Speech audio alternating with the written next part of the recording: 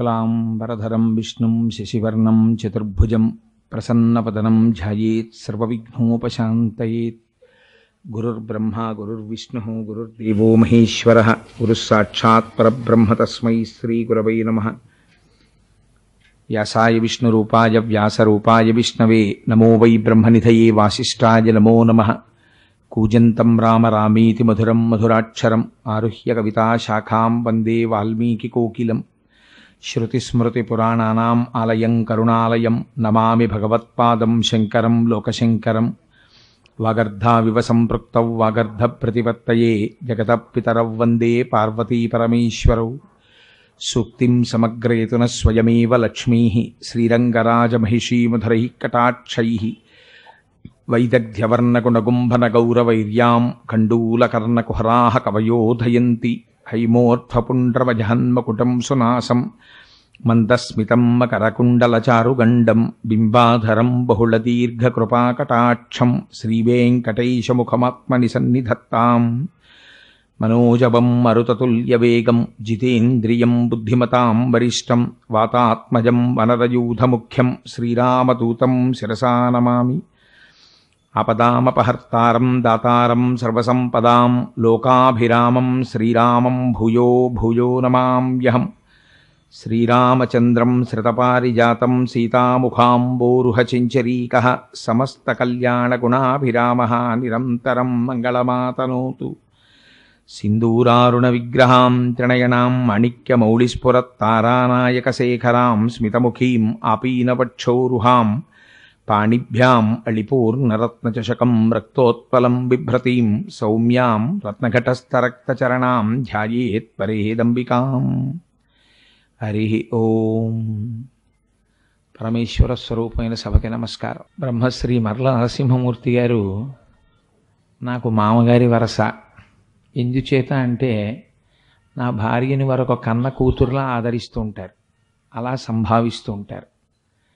ప్రతి వారం మా పరిచయం ఇప్పటిది కాదు, దాదాపు కొన్ని సంవత్సరాల నుండి ప్రతి ఆదివారం ఫోన్ చేస్తారు. మా పిల్లల కౌన్సిలింగ్ జరుగుతుంటే పిల్లాడు కౌన్సిలింగ్కి వెళ్ళాడా, ఏ బ్రాంచ్ తీసుకుంటున్నారు, ఈ బ్రాంచ్ తీసుకోండి. నిజంగా పిల్లలకి తాతగారు పిల్లల విషయంలో శ్రద్ధ తీసుకుని ఎలా గైడ్ చేస్తుంటారో అలా గైడ్ చేస్తుంటారు. నాకు కాకినాడ పట్టణ రూపంలో బాలా త్రిపుర సుందరి అమ్మవారు కటాక్షించినటువంటి రెండు గొప్ప వరాలే, ఒకటి మా దొరగారు, రెండు మర్ల నరసింహమూర్తి గారు. అందుకని వాళ్ళిద్దరూ సర్వకాలముల యందు నా క్షేమాన్ని కోరుకుంటుంటారు. దొరగారు నాకు తండ్రి లేని లోటుని భర్తీ చేసినటువంటి మహాపురుషుడు. ఒక తండ్రి కొడుకుని ఎలా కాపాడతారో అలా ఎప్పుడు నా యోగక్షేమాలు ఆలోచిస్తూ ఉంటారు. మా నరసింహమూర్తి గారు ఈ ఊళ్ళో మా మామగారు లేని లోటు తీర్చినవారు. అందుచేత నాకు అందుకే ఇందాక ఒక మాట అనిపించింది. మా ఆవిడ్ని కూడా ప్రారంభంలోనే నా దగ్గరికి వేదిక మీదకి రమ్మంటే ఏమో పుట్టింటి బలం చూసుకుని వాళ్ళు ఇది కూడా ప్రసంగం చేస్తుందిలా ఉంది అనుకున్నాను. కానీ మామూలుగా సంప్రదాయాన్నే కొనసాగించి నన్నే మాట్లాడమన్నారు, చాలా సంతోషం. అందుచేత వారు ఎందుకో ఇదొక సంప్రదాయంగా పెట్టుకున్నారు. ప్రతి సంవత్సరం ఒక్కసారి పండగ అల్లుడు వచ్చినట్టే నువ్వు రావాలయ్యా, వచ్చి ఒకప్పుడు సంక్రాంతి పండగకు వచ్చేవాడిని యథార్థంగా, నేను ఇక్కడికి వచ్చి కనుమ పండుగ నాళ్ళలో ఉంది మాట్లాడుతుండేవాడిని. అది ఈ మధ్య కొంచెం హడావిడి ఎక్కువైపోయి ఖాళీ లేక ఇప్పుడు రావాల్సి వచ్చింది. మళ్ళీ ఫిబ్రవరి 2వ తారీఖు నుంచి భాగవతం మొదలెట్టేస్తాం కదా అని. అందుకని వచ్చాను, 4 మంచి మాటలు చెప్పి వెడుతుండు అంటుంటారు. అందుకని వారి యందు నాకున్న అపారమైనటువంటి గౌరవాన్ని పురస్కరించుకుని ఇవాళ కాసేపు ఇక్కడ ఏదైనా భగవత్ సంబంధమైన విషయాన్ని ప్రతిపాదన చేద్దాం. మంగళప్రదమైనటువంటి విషయము, ఒక ఇంటి దగ్గర మాట్లాడవలసిన విషయము, మనందరికీ యోగక్షేమములను కల్పించగలిగినటువంటి విషయము, లౌకికమో ప్రాకృతమో అయినటువంటిది మనకి కల్పించలేదు కదా. ఈశ్వర సంబంధమైనదే మనల్ని రక్ష చెయ్యాలి. అందుచేత భగవత్ సంబంధంగానే 4 మాటలు ఏమైనా చెప్పే ప్రయత్నం చెయ్యాలి అని అనుకున్నాను.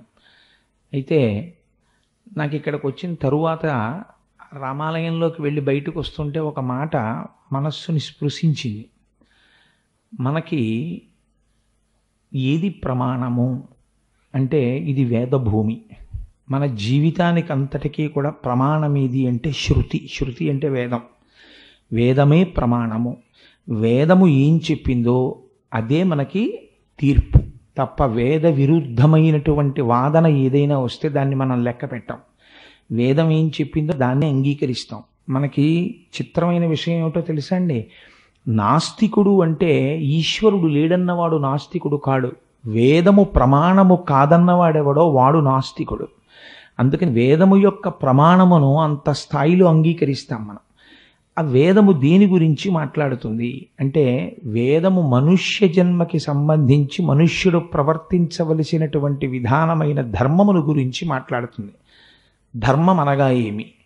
ధర్మం అంటే దేనిని మీరు ఆచరించడం వల్ల మీరు రక్షింపబడతారో, దానిని రక్షించి మీరు రక్షణ పొందుతున్నారో, దేనిని ఆచరించడము చేత ఆ ధర్మమే ఈ లోకమునంతటిని ధరిస్తోందో దానికి ధర్మం అని పేరు.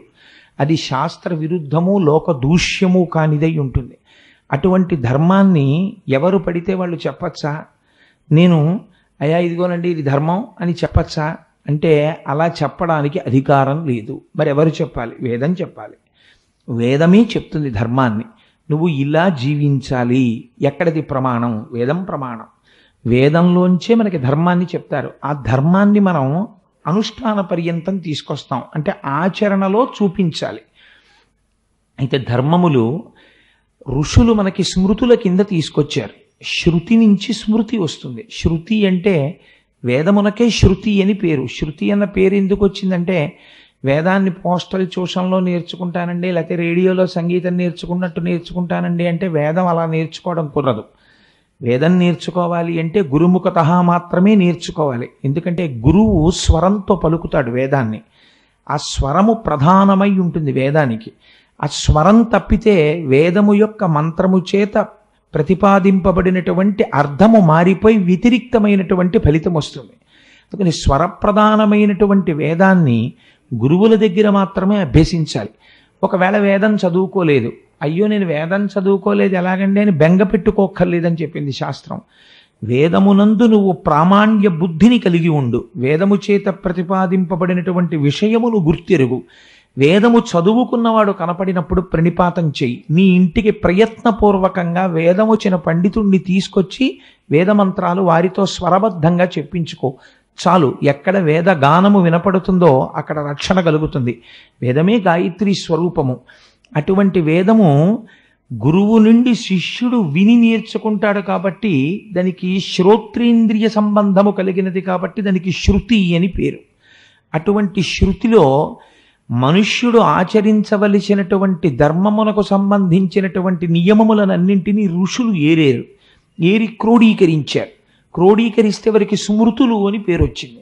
స్మృతి ఎప్పుడు దేన్ని అనుసరించి మాట్లాడుతుంది అంటే, స్మృతి స్వతంత్రంగా మాట్లాడదు. ఒక గౌతమ స్మృతి, ఒక మనుస్మృతి, ఒక యాజ్ఞవల్క్య స్మృతి అని స్మృతి అంటే ఆ ఋషి తయారు చేసినటువంటి ధర్మసూత్రములు.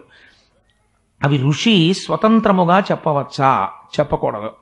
ఎక్కడి నుంచి చెప్తాడు? వేదంలోంచి తీసి చెప్తాడు.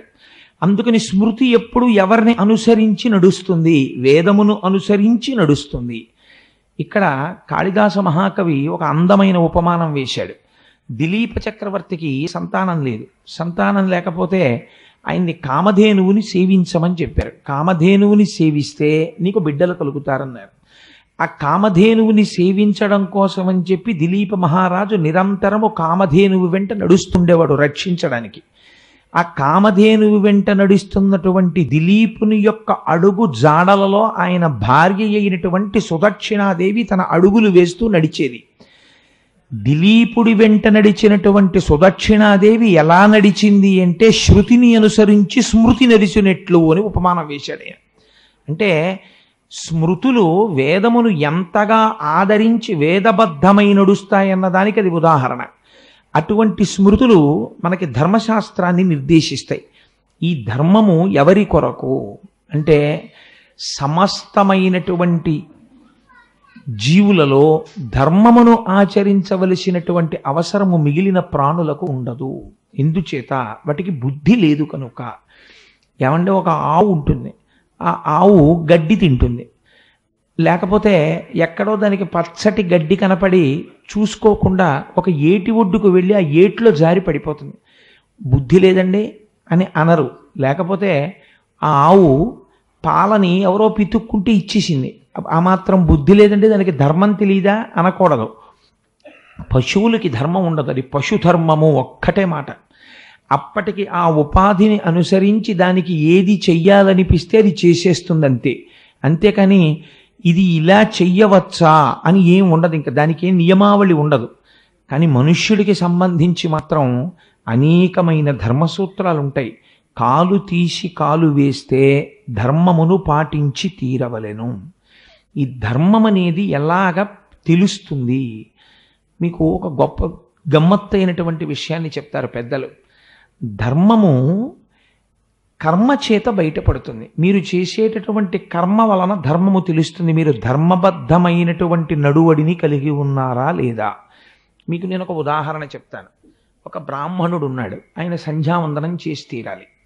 సంధ్యావందనం చేస్తున్నాడు కాబట్టి ఆయన ధర్మము ఆయన నెరవేర్చినట్లేనా అంటే, ఆయన కర్మ చేస్తున్నాడేమో సంధ్యావందన రూపంలో, కానీ ఆయన చేస్తున్నటువంటి కర్మ చాలా ధర్మబద్ధముగా చేస్తున్నాడు అనడానికి ప్రమాణమేమి అంటే దాని యందలి శ్రద్ధ. మళ్ళీ అదొక పెద్ద కీలకం తీసుకొచ్చి పెట్టారు పెద్దలు.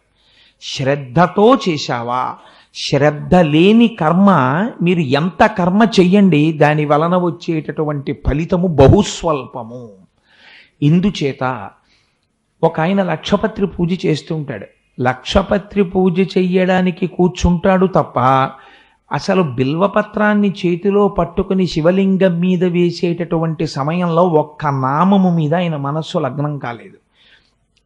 అక్కడ కూర్చున్నంతసేపు ఇతర విషయాల గురించి ఆలోచిస్తున్నాడు. నేను పిలిచిన వాళ్ళల్లో ఎంతమంది వచ్చారు, ఎంతమంది కాఫీలు తాగారు, ఎంతమంది టిఫిన్లు తిన్నారు, రాత్రి భోజనాలకు ఏర్పాట్లు అవుతున్నాయా లేదా, వంట వాళ్ళు వచ్చారా లేదా, వీటి గురించి ఆలోచిస్తున్నాడు. రొట్ట మాత్రం తీసి శివలింగం మీద వేస్తున్నాడు. దీనికి ఫలితం ఉన్నదా?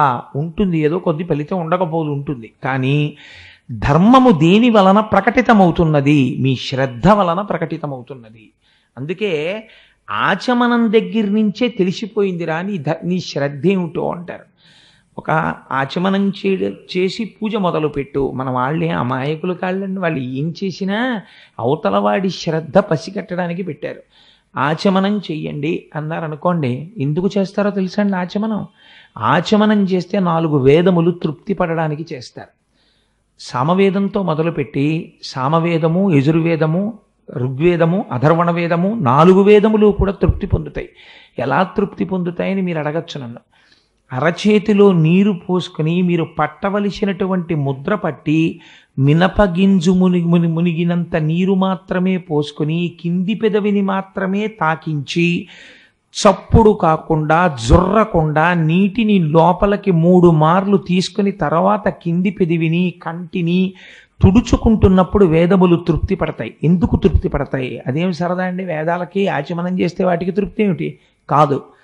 విద్ అన్న ధాతువులోంచి వేదం వచ్చింది అంటే తెలుసుకోవలసిన దానిని వీడు తెలుసుకున్నాడు. ఆచమనం ఎందుకు చేస్తున్నాడో వీడు తెలుసుకున్నాడు. నేను చాలా సభల్లో చెప్పాను ఎందుకు చేస్తారో ఆచమనం. అందుకని మళ్ళీ ఇప్పుడు చిరువిత చరణం. ఆ ఆచమనం ఎందుకు చేస్తారన్న దాని గురించి నేను మళ్ళీ ప్రస్తావన చెయ్యను. ఆ ఆచమనం చేసినప్పుడు శ్రద్ధతో చేస్తే వేదములు తృప్తి పడతాయి.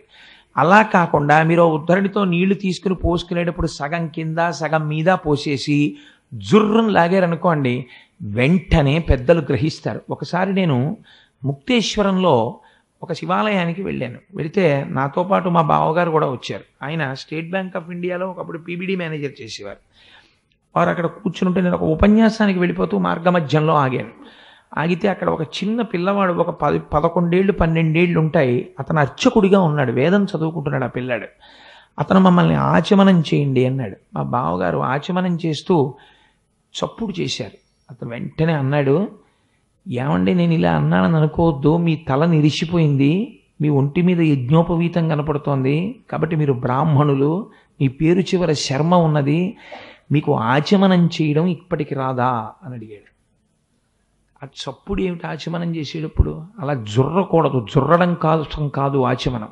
మీరు ఆచమనం చేయడం ముందు నేర్చుకోండి ఇంటికి వెళ్ళాడు. అంటే ఆ పిల్లవాడి యందు ఎంత శ్రద్ధ ఉందో చూడండి. ఆ శ్రద్ధ ఎదుటివారి యందు భగ్నమైతే అతను సహించలేకపోయాడు. కర్మ కాదండి ఉద్ధరించేది, కర్మ జడం. రమణ మహర్షి అంటారు, కర్మ తజ్జడం, కర్మ ఏమీ మిమ్మల్ని ఉద్ధరించదు. నేను ఇప్పుడు ప్రసంగం చేస్తున్నాను. ప్రసంగం చేస్తున్నప్పుడు ఇక్కడ అనేక మంది కూర్చుని ఉన్నారు సభలో. వీళ్ళందరూ కూడా సమాన స్థాయిలో ఉద్ధరింపబడిపోతున్నారు ఈ సభలో. అంటే మీరు ఒక కర్మ చేస్తున్నారు. ఏమిటి ఆ కర్మ? శృణ్వం తపః, మీరు వింటున్నారు. వినడం ఒక కర్మ. కానీ వినడము చేత మీరందరూ ఉద్ధరింపబడిపోతున్నారు అనుకుంటే పొరపాటు. ఈ వింటున్నట్టుగా ఉన్న వాళ్ళలో ఎంతోమంది మనస్సు ఎక్కడో ఉంటుంది. వినేటప్పుడు తాదాత్మ్యతతో వింటున్నవాడు ఎవరో ఒక్కడు ఉంటాడు, లేకపోతే ఇద్దరు ఉంటారు, లేకపోతే 10 మంది ఉంటారు. ఏమో ఈ సభలో అందరూ ఉండవచ్చు, నేనెందుకు తీర్పు చెప్పాలి? అందుకని వాళ్ళు అలా ఉన్నవాడెవడో వాడు తపహ, వాడు తప్పిస్తున్నాడు, వాడు తరిస్తున్నాడు, వినడంలో తరించిపోతున్నాడు వాడు. అందుచేత కర్మయందు శ్రద్ధ తెలుస్తుంది. శృంగగిరి పీఠాధిపతులు ఒకసారి ఒక ఊరికి విజయం చేశారు.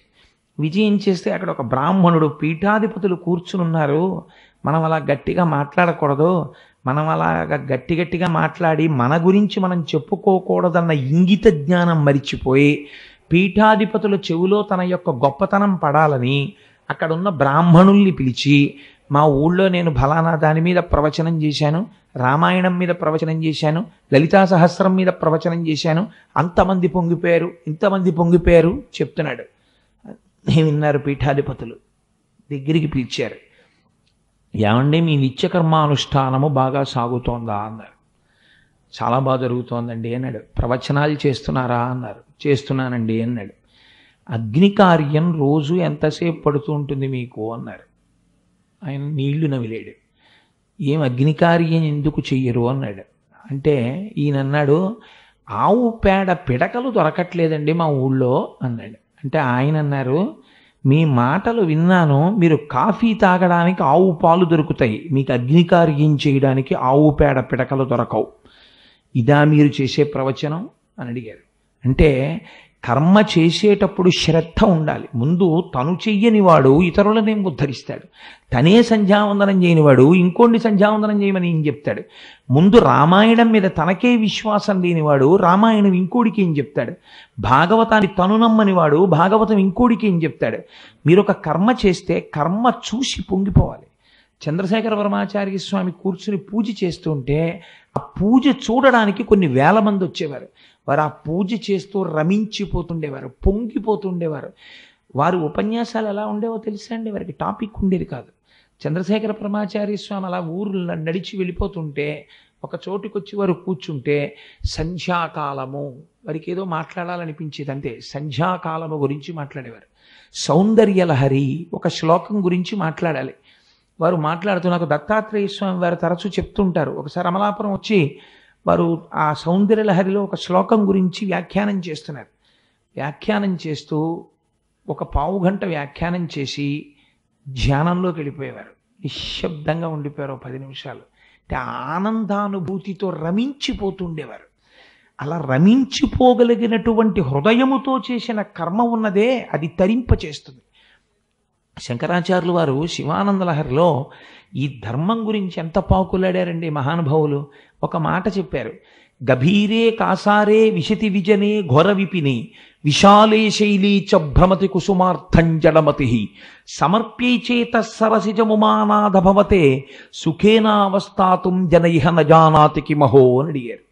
నిన్ను శివపూజ చెయ్యని మేం చెప్పాం, చేతులారంగ శివుని పూజింపడేని, నోరు నొవ్వంగ హరికీర్తి నుడువడేని, దయయు సత్యంబు లోనుగా తలపడేని, కలుగనీటికి తల్లుల కడుపు చేటు అంటారు పోతన గారు. పోతన గారు ఆ మాట అనడానికి ఎందుకంటే అలాగా శివ పూజ చెయ్యి విష్ణువుని పొగుడు ఏమిటా స్లోగనం? జై జీవాన్ జై కిసాన్ లాగా. అంటే దాని వెనకాతల ఒక రహస్యం ఉంది. అది ఏమిటన్నది మనం ఎలాగో భాగవతంలో చెప్పుకుందాం అనుకోండి. అందుచేత పోతనగారంతటి వారంత మాట అన్నారు అంటే శంకర భగవత్పాదులు అంటారు శివానంద లహరిలో గభీరే కాసారే, నిన్ను పూజ చెయ్యమంటే దాని అర్థం బాగా లోతైన చెరువులో దిగి తామర పువ్వులు పట్రా, లేకపోతే మహారణ్యంలోకి వెళ్ళి మారేడు దళాలు పట్రా, లేకపోతే ఎత్తైన కొండలెక్కి రంగురంగుల పువ్వులు కొయ్యి, లేకపోతే బజార్లోకి వెళ్ళి ఎన్ని వందల రూపాయలు పెట్టి ఎక్కువ పువ్వులు పట్టరాగలవు, ఎంత అందమైన పళ్ళు తేగలవు, ఇవన్నీ ఈశ్వరుడు అడిగాడని నువ్వు అనుకుంటే నువ్వు పొరపాటు పడుతున్నావు. ఇవన్నీ ఈశ్వరుడి సృష్టిలోనివి. నీకున్న 1,00,00,000 రూపాయలు తీసుకెళ్ళి తామర మొగ్గ దగ్గర పెట్టి తామర పువ్వు వికసించేటట్టు చెయ్యి చూస్తాను నీ ప్రజ్ఞ. నీకున్న 1,00,00,000 తామర మొగ్గ తామర పువ్వుగా వికసించదు.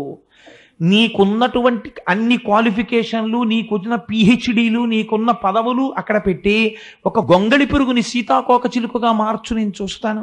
నువ్వు మార్చలేవు. మరి ఏది మారుస్తోంది? విశ్వభ్రమణకారిణి అంటారు శంకర భగవత్పాదులు. ఇది ఈశ్వరుడు చేస్తున్నాడు. ఈ భూమినంతటినీ తిరిగేటట్టు చేసి, ఋతువులను ఏర్పరిచి, రాత్రింబవళ్ళు ఏర్పరిచి, జీవరాశిని పోషించి, ఎవ్వడు సృజించు ప్రాణుల ఎవ్వడు రక్షించు త్రుంచు ఎవ్వడనంతుండెవ్వడు విభుడెవ్వడు వాడి విధమున మనుచు బెనుచు హేలారతుడై అంటారు పోతన గారు. ఎవ్వడు సృజించు ప్రాణుల, ఇన్ని ప్రాణుల్ని ఈ క్షణంలో ఇప్పుడు నేను మాట్లాడుతుండగా కొన్ని కోట్ల కోట్ల పురుగులు పుట్టేస్తున్నాయి ఎక్కడో. ఎవ్వడు సృజించు ప్రాణుల ఎవ్వడు రక్షించు, ఇవి పెరిగేటట్టు చేస్తున్నవాడెవడు? ఒక పువ్వులో ఇంత పురుగు ఉంటుంది. మీరు పూజ చేసేసిన తర్వాత ఆ చామంతి పువ్వులోంచి పైకొస్తుంది. అంత చామంతి పువ్వులో ఇంత పురుగుని ఇంత పెరిగేటట్టు రక్షించిన వాడెవడు? మీ పూజ ఆగిపోవడానికి అదొక్కటి చాలండి. మీరు నిజంగా ఇక్కడ మీకు పూజ చేసే హృదయం ఉంటే మీరు సహస్రనామంతో పూజ ఎందుకు చేయడం? మీరు రాత్రి ఫ్రిడ్జ్లో పెట్టినటువంటి చామంతి పువ్వులు తీసి పూజ చేద్దామని మీరు పువ్వు చేత్తో పట్టుకుంటే చామంతి పువ్వులోంచి ఒక ఇంత పురుగు అలా కదులుతూ పైకొస్తోందనుకోండి, మీరు ఆ పురుగు వంక చూస్తూ దర్శనం చేస్తూ కూర్చుండిపోయినప్పుడు మీలో కలిగినటువంటి అనేకమైన భావ పరంపరలు ఈశ్వరుడి యొక్క గొప్ప పూజ. ఒక పువ్వులోకి తీసుకొచ్చి ఆ పురుగు యొక్క చిన్న శరీరాన్ని నిక్షేపించిన వాడెవరు? అది ఏమి తిని పెరిగింది? చాలా ఆశ్చర్యంగా ఉంటుంది. ఒక్కొక్కసారి ఒక్కొక్క యాపిల్ పండు మీరు కొయ్యండి, పైన ఎక్కడా కన్నం ఉండదు. యాపిల్ పండు లోపల కొట్టుకుంటూ ఓ చిన్న పురుగు ఉంటుంది. అసలు గాలి వెళ్ళడానికి అవకాశం లేని యాపిల్ పండు లోపల ఈ పురుగుని పెట్టి ఇన్నాళ్ళు పోషించిన వాడెవడు? ఎవ్వడు సృజించు ప్రాణుల ఎవ్వడు రక్షించు త్రుంచు ఎవ్వడనంతుండెవ్వడు విభుడెవ్వడు వాడి విధమున మనుచు బెనుచు హేలారతుడై. అటువంటి పరమేశ్వరుణ్ణి అర్చన చేసేటప్పుడు మీరు ఎంత శ్రద్ధతో చేస్తున్నారన్నది మాత్రమే ప్రధానం. అందుకే పూజా విధానం అమాయకత్వంతో పెట్టలేదండి. పూజా విధానంలో మన యొక్క సంప్రదాయంలో నీరాజనం ఉంటుంది. మన సంప్రదాయంలో మన ఋషులు ధూపం వెయ్యండి అంటారు. ధూపం వెయ్యడం, దీపం పెట్టడం, నీరాజనం ఇవ్వడం ఇవన్నీ పనికిరాకనో లేకపోతే డబ్బులు వేస్ట్ చేయడానికో పెట్టినటువంటి ప్రక్రియలు కావు. ఈశ్వరుడికి దృష్టి తీత పక్కన పెట్టండి, అవన్నీ వేరు విషయాలు, వాటి గురించి కాదు పెట్టింది. ధూపం వెయ్యడం వెనకాతల, చందనాన్ని స్వామికి అలదడం వెనకాతల, నీరాజనం ఇవ్వడం వెనకాతల ఒక గొప్ప రహస్యం ఉంది. శాస్త్రమునందు మీకు కలిగినటువంటి అభినవేశము, శాస్త్రము పట్ల మీకు కలుగుతున్నటువంటి ఆతృత కూడా మీ ఆత్మను తెలుసుకోవడానికి మీకు ప్రతిబంధకమైపోతుంది ఒకప్పుడు. ఎందుకనంటే పుస్తకాలు చదవగా చదవగా చదవగా చదవగా ఇంకా చదవాలి ఇంకా చదవాలి ఇంకా చదవాలనిపిస్తుంది. ఎంత చదివితే తాను ఉద్ధరింపబడతాడు? చదువుకున్న దాన్ని మీరు ఎప్పుడు తెచ్చుకుంటారు అనుష్ఠానంలోకి? ఎప్పుడు ధ్యానం చేస్తారు? ఎప్పుడు మీరు ఇక్కడ భగవంతుణ్ణి దర్శనం చేసి రమిస్తారు? ఆ స్థితికి ఎదగడానికి మీ పూజ రోజు రోజుకి పాలిష్ అవ్వాలి. ఇప్పుడు ఇక్కడ కూర్చున్న తర్వాత నా పక్కన ఎవరో కూర్చుని అన్నారు, మా దొరగారే అన్నట్టున్నారు, ఈ దీవాను నరసింహమూర్తి గారు ఎక్కడ తెచ్చారో కానీ భలే ఉంది కోటేశ్వరారు అన్నారు. నాకు వెంటనే అనిపించింది, ఓహో ఇవాళ ఈశ్వరుడు నేను చెప్పబోయే ప్రసంగానికి పదును పెడుతున్నాడు అనుకున్నాను. ఇది చూడండి మెరుస్తోంది కదా. అంటే బహుశా నా కోసం పెట్టారో లేదో నాకు తెలియదు కానీ కోటేశ్వరరావు గారు వస్తున్నాడు, ఈ దీవాను వేస్తాం కదా, ఇది కొంచెం వెలిసిపోయి ఉంటే బాగుండదని ఏదో పాలిష్ చేసినట్టున్నారు దీనికి. మీ పూజ పాలిష్ అందుకోవాలి రోజు రోజుకి. ఇప్పుడు నేను పుట్టి 47 ఏళ్ళు అవుతోంది. 47 సంవత్సరాలంటే నేను ఏ 6వ ఏట నుంచో 7వ ఏట నుంచో పూజ చేస్తున్నాను. పూజ చేశానంటే అది నా గొప్పతనం కాదనుకోండి. పూజ చేయకపోతే చిన్నప్పుడు మా అమ్మ కాఫీ ఇచ్చేది కాదు, కాసేపు పూజ చేసిరా కాఫీ ఇస్తాననేది. అందుకు నేర్చుకున్నాం పూజ. అందుకని 40 సంవత్సరాల నేను చేసిన పూజలో ఎప్పుడైనా పూజ ఆగిపోయి కంఠం గాద్గదికమైపోయి కన్నుల నీరు కారుతుండగా ఇంకా నా నోటి వెంట స్తోత్రం రాక నేను అన్నీ మర్చిపోయి రోమాంచితమైపోయి ఈశ్వరుడి యొక్క గుణములను అనుభవిస్తూ నేను ఏ రోజైనా ఆగిపోయి ఉండి ఉంటే ఆ రోజు నేను పూజ చేసినట్టు. ఎందుకని ఈశ్వరుని యొక్క గుణముల యందు నేను మునుక వేశాను ఆ రోజున. అలా 40 సంవత్సరముల పూజలో నేను ఎన్ని కేవల కొద్ది క్షణములు అటువంటి గగుర్పాటును నేను అనుభవించి ఉంటాను. ఇది మీరు ఎన్ని ఉపన్యాసాలో విని ఎన్ని పుస్తకాలో చదివేస్తే వచ్చేస్తుందా? భావ తాదాత్మ్యత చేత వస్తుంది. కానీ దానికి వినాలి, ముందు శ్రవణం వినాలి, ఈశ్వరుడి గురించి చదవాలి. పూజ చేసేటప్పుడు నేను ఎందుకు ఇన్ని విషయాలు ప్రతిపాదన చేశానంటే,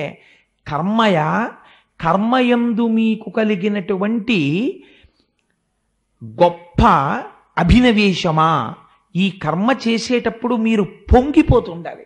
నేను మీకు ఒక్క ఉదాహరణ చెప్తాను. తల్లి పిల్లవాడికి అన్నం పెడుతుంది. అన్నం పెట్టేటప్పుడు ఆ పిల్లవాడికి తేలికగా కడుపు చల్లగా ఉండాలని కమ్మటి పెరుగు తీసుకొచ్చి, పెరుగు పులిసిపోయిందో కమ్మగా ఉందో అని చేతిలో కొంచెం వేసుకుని నోట్లో వేసుకుని, ఆ పెరుగు కమ్మగా ఉందని వేడన్నంలో పెరుగేసి మెత్తగా కలిపి బాగా ముగ్గిన అరటిపండు తీసి, అసలు అరటిపండు కలిసిందని కూడా తెలియనంతగా అరటిపండు చిదిమేసి అన్నంలో పిసికేసి, వాడు ఆడుకుంటూ అటు ఇటు పరిగెడుతుంటే వాడి వెంట తను పరిగెడుతూ తాతమ్మ మీద కథ, లేకపోతే పిచ్చుక మీద కథ, కాకి మీద కథ పెట్టి, అంతకుముందు ఆవిడ ఏమైనా కవయిత్ర కథలు రాసిందా లేకపోతే ప్రసంగాలు చేసిందా? ఏమీ చేయలేదు. కానీ అంతకుముందు నోరు విప్పి మాట్లాడడం రాదా అమ్మాయికి? చూసిన వాళ్ళు అంటారు, ఇదేమిటంటే పెళ్లికి ముందు ఎప్పుడైనా ఇంటికి వస్తే అది నోరు విప్పి మాట్లాడే కాదు, దీనికి ఇన్ని మాటలు వచ్చాయి పిల్లాడికి అన్నం పెట్టేటప్పుడు అంటారు. ఆ పిల్లాడిని పట్టుకుని, అది గదిగో నాన్న చెట్టు మీద కాకి చూడు, కాకి నల్లగా ఎలా ఉందోనే, కావు ఉంటుంది అని ఇన్ని మాట్లాడుతుంది. పిల్లాడికి కాకి గురించి చెప్పడం, చెట్టు మీద కాకి నల్లగా ఉందని చెప్పడం అమ్మ చెప్పేటటువంటి కథకి ప్రయోజనమా? పిల్లవాడు కాకి గురించి వింటూ తనని తాను మరిచిపోయి, పిల్లవాడు అరటిపండుతో కలిసిపోయినటువంటి అన్నపు ముద్దని మింగి జీర్ణశక్తి చేత శక్తిని పొంది వృద్ధిలోకి రావడం అమ్మకి ప్రయోజనమా? పిల్లవాణ్ణి మైమరపించడం అమ్మకి ప్రయోజనం. పిల్లవాణ్ణి మైమరపించడం కోసమని దీని గురించి నేను చెప్తున్నానా చెప్పట్లేదా, ఇది చెప్పచ్చా చెప్పకూడదా అని ఔచిత్యానుచిత్యములను మరిచిపోయి పిల్లవాడి కోసమని పరితపించి అమ్మ నోటి వెంట మాటలు వచ్చినట్టు, నువ్వు ఈశ్వరుడి ముందు కూర్చున్నప్పుడు ఒక్క నామము రామా అన్న ఒక్క పేరు గొప్ప ఆనందంతో 1కి 10 మాటలు పలికి పలికి పొంగిపోతే ఆనాడు నీవు చేసిన పూజ. ఎన్ని మంత్రాలు చెప్పినా అది పూజ అవుతుందని నేను అనలేను. ఎప్పుడు పూజ? 2 మాటలు చాలు. సీతారామాభ్యాం నమః హస్తయోః అర్ఘ్యం సమర్పయామి, సీతారామాభ్యాం నమః పాదయోః పాద్యం సమర్పయామి. చాలదా? ఇంకింతకన్నా ఏం చెప్తావు? సహస్రశీర్షా పురుష సహస్రాక్ష సహస్రపాత్ చెప్పావు పురుష సూక్తంలోంచి. నీ మనస్సు ఎక్కడుంది? నువ్వు ఏం ఆలోచించావు మంత్రం గురించి? నువ్వెవరిని ఆవాహన చేస్తున్నానని ఇక్కడ భావన చేస్తున్నావు? భావన ఏమీ లేదు, నోరు పలుకుతోందంతే. నాలిక్కొచ్చు కాబట్టి ఆ మంత్రం అది పలికేస్తోంది. ఆ తర్వాత నీకు అలవాటు అయిపోయింది నోటికి, ఏదో ఏంటంటే స్వామి ఆవాహయామి, ఆ తర్వాత ఒక మంత్రం చెప్తావు, చెప్పేసి హస్తయోహోర్ఘ్యం సమర్పయామి కసి నీళ్ళు అలా పోసేస్తావు. నీకు నిజంగా పూజ చేయడం అలవాటైతే, పూజ చేసింది యథార్థమైతే నువ్వు ఎన్ని మంత్రాలు చెప్పావు ప్రధానం కాదు.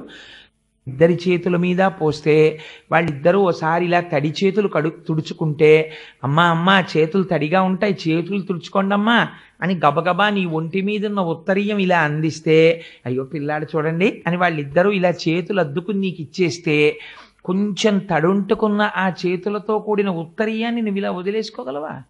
ఆ ఉత్తరీయం తీసుకుని ఒకసారి ఇలా శిరస్సును పెట్టుకుంటావు. అలా ఓం సీతారామాభ్యాం నమః హస్తయోః అర్ఘ్యం సమర్పయామి అని చేసిన ఈ పూజ గొప్పదా? గొప్ప స్వరంతో సహస్రశీర్షా పురుష సహస్రాక్ష సహస్రపాత్ అని చదివి ఇక్కడ మనసు పెట్టకుండా నీళ్లు తీసి చిమ్మినట్టు వదిలిపెట్టినటువంటి పూజ గొప్పదా? నాకు చెప్పండి. మొదటి పూజే గొప్పది. ఎందుచేత? దాని ఎందు శ్రద్ధ ఉన్నది. కర్మాచరణము దేని కొరకు? నీ శ్రద్ధ ప్రకటితమగుట కొరకు. శ్రద్ధకి ఏమవుతుంది? శ్రద్ధ చేత ఈశ్వరుడు వశుడవుతాడు. శ్రద్ధ లేని కర్మ నిన్ను ఉద్ధరించదు. కాబట్టి ధర్మాచరణము శ్రద్ధతో కూడినదై ఉండాలి. కాబట్టి ఈ ధర్మం ఎటువంటిది? ధర్మసూత్రాలు ఋషులు ఎన్నో రాసేశారు. గౌతముడు ఇచ్చాడు, యాజ్ఞవల్కుడు ఇచ్చాడు, మనువు ఇచ్చాడు. నువ్వెన్ని ధర్మసూత్రాలు చదువుతావు? నువ్వు ఎన్ని ధర్మ సూక్ష్మాలు చదివినా, ఎన్ని ధర్మాలు చదివినా, నీ జీవితంలో నువ్వు ఎన్ని జ్ఞాపకం పెట్టుకుని ఒక సందర్భం వచ్చినప్పుడల్లా ఏమండి ఇప్పుడు నేను ఏం చెయ్యాలి, నా మనస్సును ఎలా నియంత్రించుకోవాలి, దీని మీద గౌతముడు ధర్మసూత్రంలో ఏం చెప్పుంటాడు, ఓసారి ఆ ధర్మసూత్రం జ్ఞాపకం తెచ్చుకుందామని 203వ సూత్రంలో ఎక్కడో చెప్పినట్టు గుర్తు, అది గుర్తు రావట్లేదు, ముందు 150 నుంచి గుర్తొస్తోందని ఆ సమయంలో నువ్వు అక్కడ ఆగిపోయి ఒక 63 సూత్రాలు చదువుకుని ఆ జ్ఞాపకం వచ్చింది, ఇప్పుడు ఈ సూత్రం ఇలా వర్తిస్తుందా అలా వర్తిస్తుందా అనుమానం వచ్చి అక్కడ ఉన్న సిచ్యువేషన్ నువ్వు ఫేస్ చేయకుండా వదిలిపెట్టలేవు జీవితంలో. కాబట్టి పెద్దల యొక్క గొప్పతనం ఎక్కడుందో తెలుసా అండి, ఋషుల గొప్పతనం. ఇప్పుడు ఈ ధర్మాన్ని వడబోసేశారు, వడబోసేసి తీసుకొచ్చి మనకు అందచేసేసారు. మన వాళ్ళు చాలా సారభూతమైనటువంటి విషయాన్ని మాత్రమే తీసుకొచ్చి మనకు అందిస్తూ ఉంటారు. అలా అందించడంలో ఒక గొప్ప ప్రయత్నం చేశారు. ధర్మము నువ్వు జీవితంలో కాపాడుకోవడానికి నీకు మేము చాలా చిన్న చిన్న సూత్రాలు చెప్తాం. ధర్మం ఎక్కడి నుంచి వస్తుంది, కర్మయందు శ్రద్ధ ఎక్కడి నుంచి వస్తుంది, మీరు కర్మేంద్రియముల నుండి రాదు. జ్ఞాపకం పెట్టుకోండి.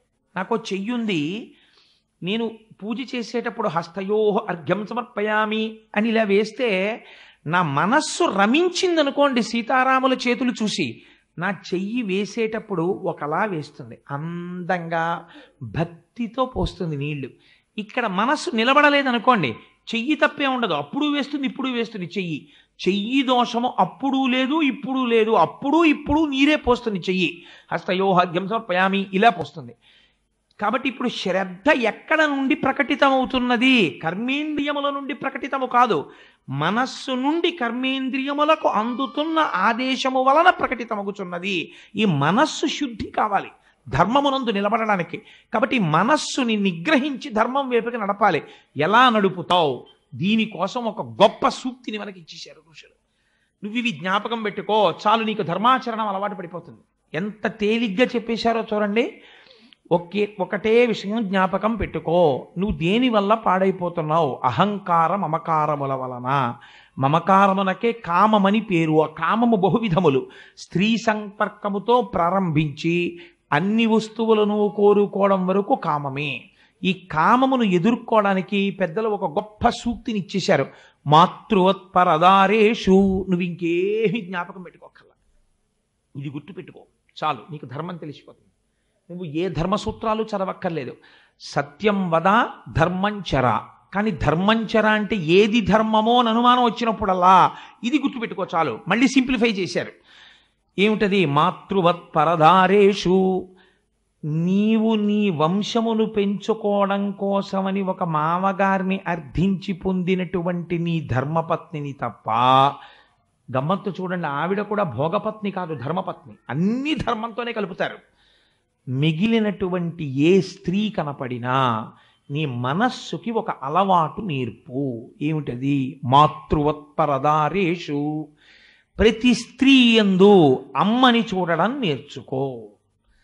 అందుకని మాటకి ముందు మాటకి చివర ఒకటి అంటుండు, అమ్మా అమ్మా అమ్మా అంటుండు. ఎప్పుడైనా నీ మనస్సు చాలా గమ్మత్తయింది, అది ఖచ్చితంగా జారుడు మెట్ల మీదకి ఎడుతుంది.